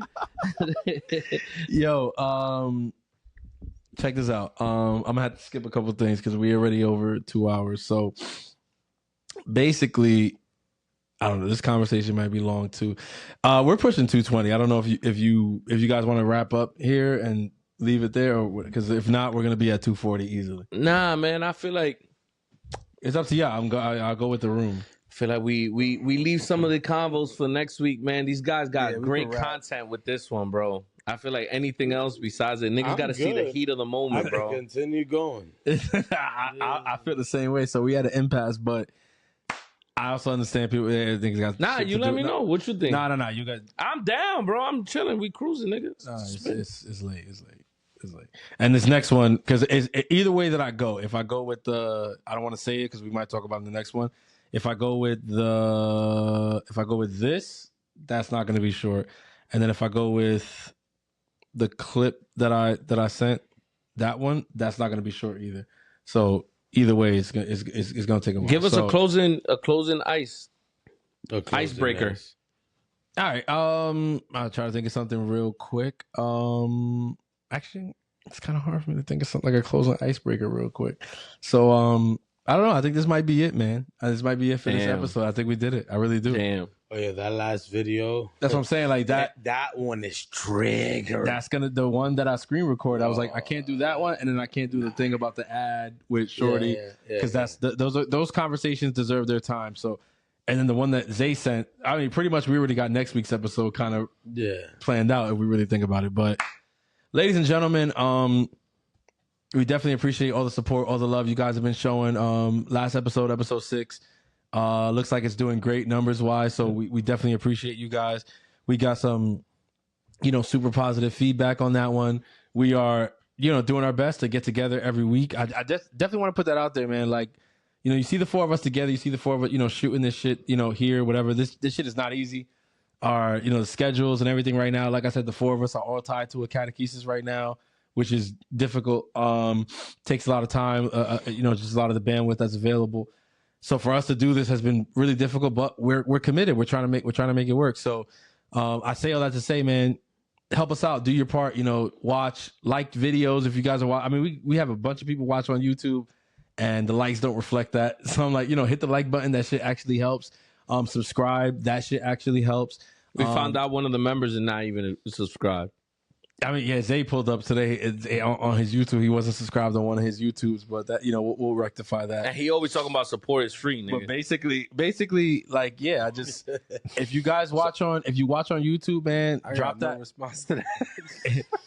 But that happens with everybody, bro. They watch it and they do support, but they just don't press subscribe. That's what I'm saying. It's that easy. If you're watching on YouTube, hit the subscribe button, hit the like button, drop a comment on there, say something about the episode. Continue the conversation, bro. Like we're interested in that. We love feedback. Bro, if you're not, I appreciate all the love, and I'm sure we all appreciate all the love. But if you're not interacting with the content, if you're not sharing the content, if you're not doing anything to push, you're not subscribing forward, with the content, then the content can end up being like stagnant. You know what I'm saying? Yeah. And I feel like I don't know. I was actually gonna ask you guys this. Like, do you feel like people are kind of stagnant, like almost like protective of this? Because I feel like I know a lot of people who like listen to it and stuff, but I don't feel like they want to like push it to the world. They're like, nah, I want to listen to it. You know what I'm saying? Like people who listen, but they don't necessarily share it. And I wonder why that is. Like, is it? I think some people, because I've had conversations with people where they kind of, because I understand before there's almost like was wilding out, saying crazy stuff. But now it's been different. It's been different ever since we started the Pie Show. Completely different rebrand, completely different show altogether. I mean, we've been very honest. We've been very candid every single episode. We've spoken about our lives in very, real, open ways. And I think, even the way that we cover the topics is very real and open and very personal to the 4 of us. So it's a very different show. But I think what I've heard when I speak to some people is like, I feel like I get something from some people that it kind of bothers me, because I feel like people kind of be like, nah, yeah, like I like, what y'all doing or whatever like that, whatever. But it's like, they see it as like kind of like, oh yeah, y'all doing that, little thing, little hobby type shit, whatever. And it's like, no. Yeah. Like, don't disrespect this. This shit is a fucking podcast. Okay. Like, okay, right now, this may not be the final form of the podcast. We're going to bring in new cameras. We're going to, I'm going to fuck with the angles and shit like that or whatever. But like, bro, right now, what it is, like the time and effort that we've put in, you see the mics that we're using. Everybody has freaking good headphones. Like we've invested the money. We're investing the time. Like, don't try to little bro my shit. Like, or whatever. Like, don't do that. Like, because I'm telling you right now, I listen to content 24/7. Like, I will finish this episode today. We'll freaking clean up here. These 3 will leave, and I will go upstairs. And before I go to sleep, I'll listen to some podcast, some whatever. I am that's what I do. I love fucking listening to content. I'm telling you right now, whether you think so or not, this very podcast that you guys are listening to right now can be as big as a myriad of other shows that are out there. I listened to a podcast today that I could not believe had 34,000 freaking views. I was literally listening to people cackle and screech for like an hour and change. And I was like, this shit is ridiculous. Like, there's no fucking streamline. There's no nothing. It's just cackling and screeching. Oh my God, for a freaking hour and change. 34,000 views. You know what that tells me? That tells me that this shit that we're doing, there's no reason why this can't get to that. All right. And you can bring up whatever. You can bring up the faith aspect of it that might turn some people off. That's fine. But at the end of the day, that's what this is for. Like, we're literally doing this for those people so that you guys can have your thing, your content that you go to. That, again, a lot of times people don't, they don't listen to the freaking Christian podcast and shit like that or whatever, because they're like, yeah, I am a person of faith, but like I don't necessarily want to listen to a podcast that's only going to talk about the Bible. Like I go to church, like I get that enough. Like I also want to hear about some pop culture topics and music and whatever, and Casa de los Folk and all that stuff, or whatever. And if they want to listen to that, they have to go to the worldly people that are doing it, whatever like that. So we're literally bringing that. We're fusing the freaking two worlds and doing it. Obviously, right, like I said, we're not at the final form. It's going to get better every single freaking week. But again, I implore you guys who are listening to help us, support us, man. Drop a like, drop a comment, share it with people. Because it can't get better, like without that feedback. You know what I'm saying? Exactly. We need like whatever is keeping you from necessarily sharing the content or pushing it or supporting it or telling your friends about it. Maybe you tell us about it. Like, you know what I'm saying? Because again, like, it's cool if however many people listen to it, if a year from now they're still listening, it means they're still supporting. That's perfectly fine. But also it's just like, again, it's like it's supposed to, for the content to be important, it has to be something that actually grows. There has to be a mission. I will push back on that. I feel like whether or not the people want to share and repost or whatever, it doesn't change the fact that this content is important.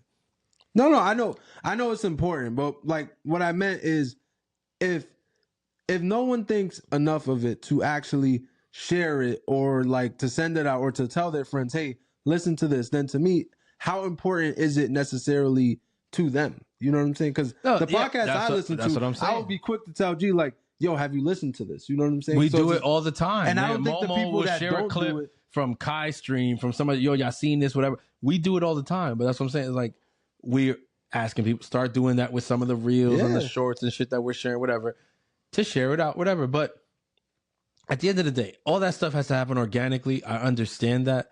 I'm saying just if you're already listening, like there's very simple things that you can do to help us forward the mission. At the end of the day, like there's a million people in the world right now giving their comments and their perspective on everything that's happening.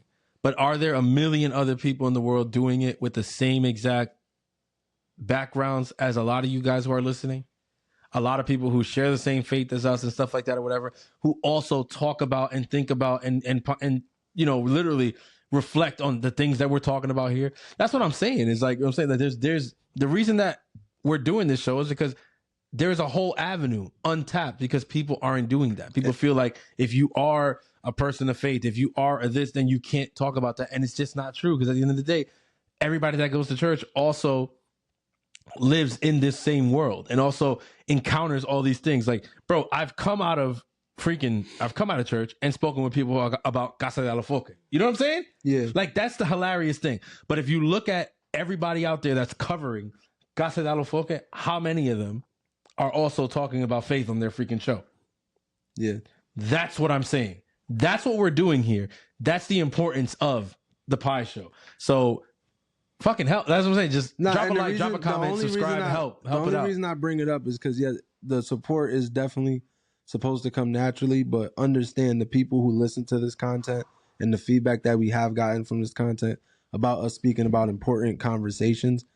Just like the reason that so many of you like it is the reason that so many people don't want this type of content to go anywhere. You know what I'm saying? People will hear what we have said in the past about topics and how we bring the faith into it, and maybe what we had to say about Bad Bunny, what we had to say about the Charlie Kirk situation. And there are people who hear our views on that, and because of that, they don't want us to have a platform. They wouldn't want our platform to grow. That's why it's so important for the few people who see the value right now. And I say few, but it actually is a lot, and I appreciate that support.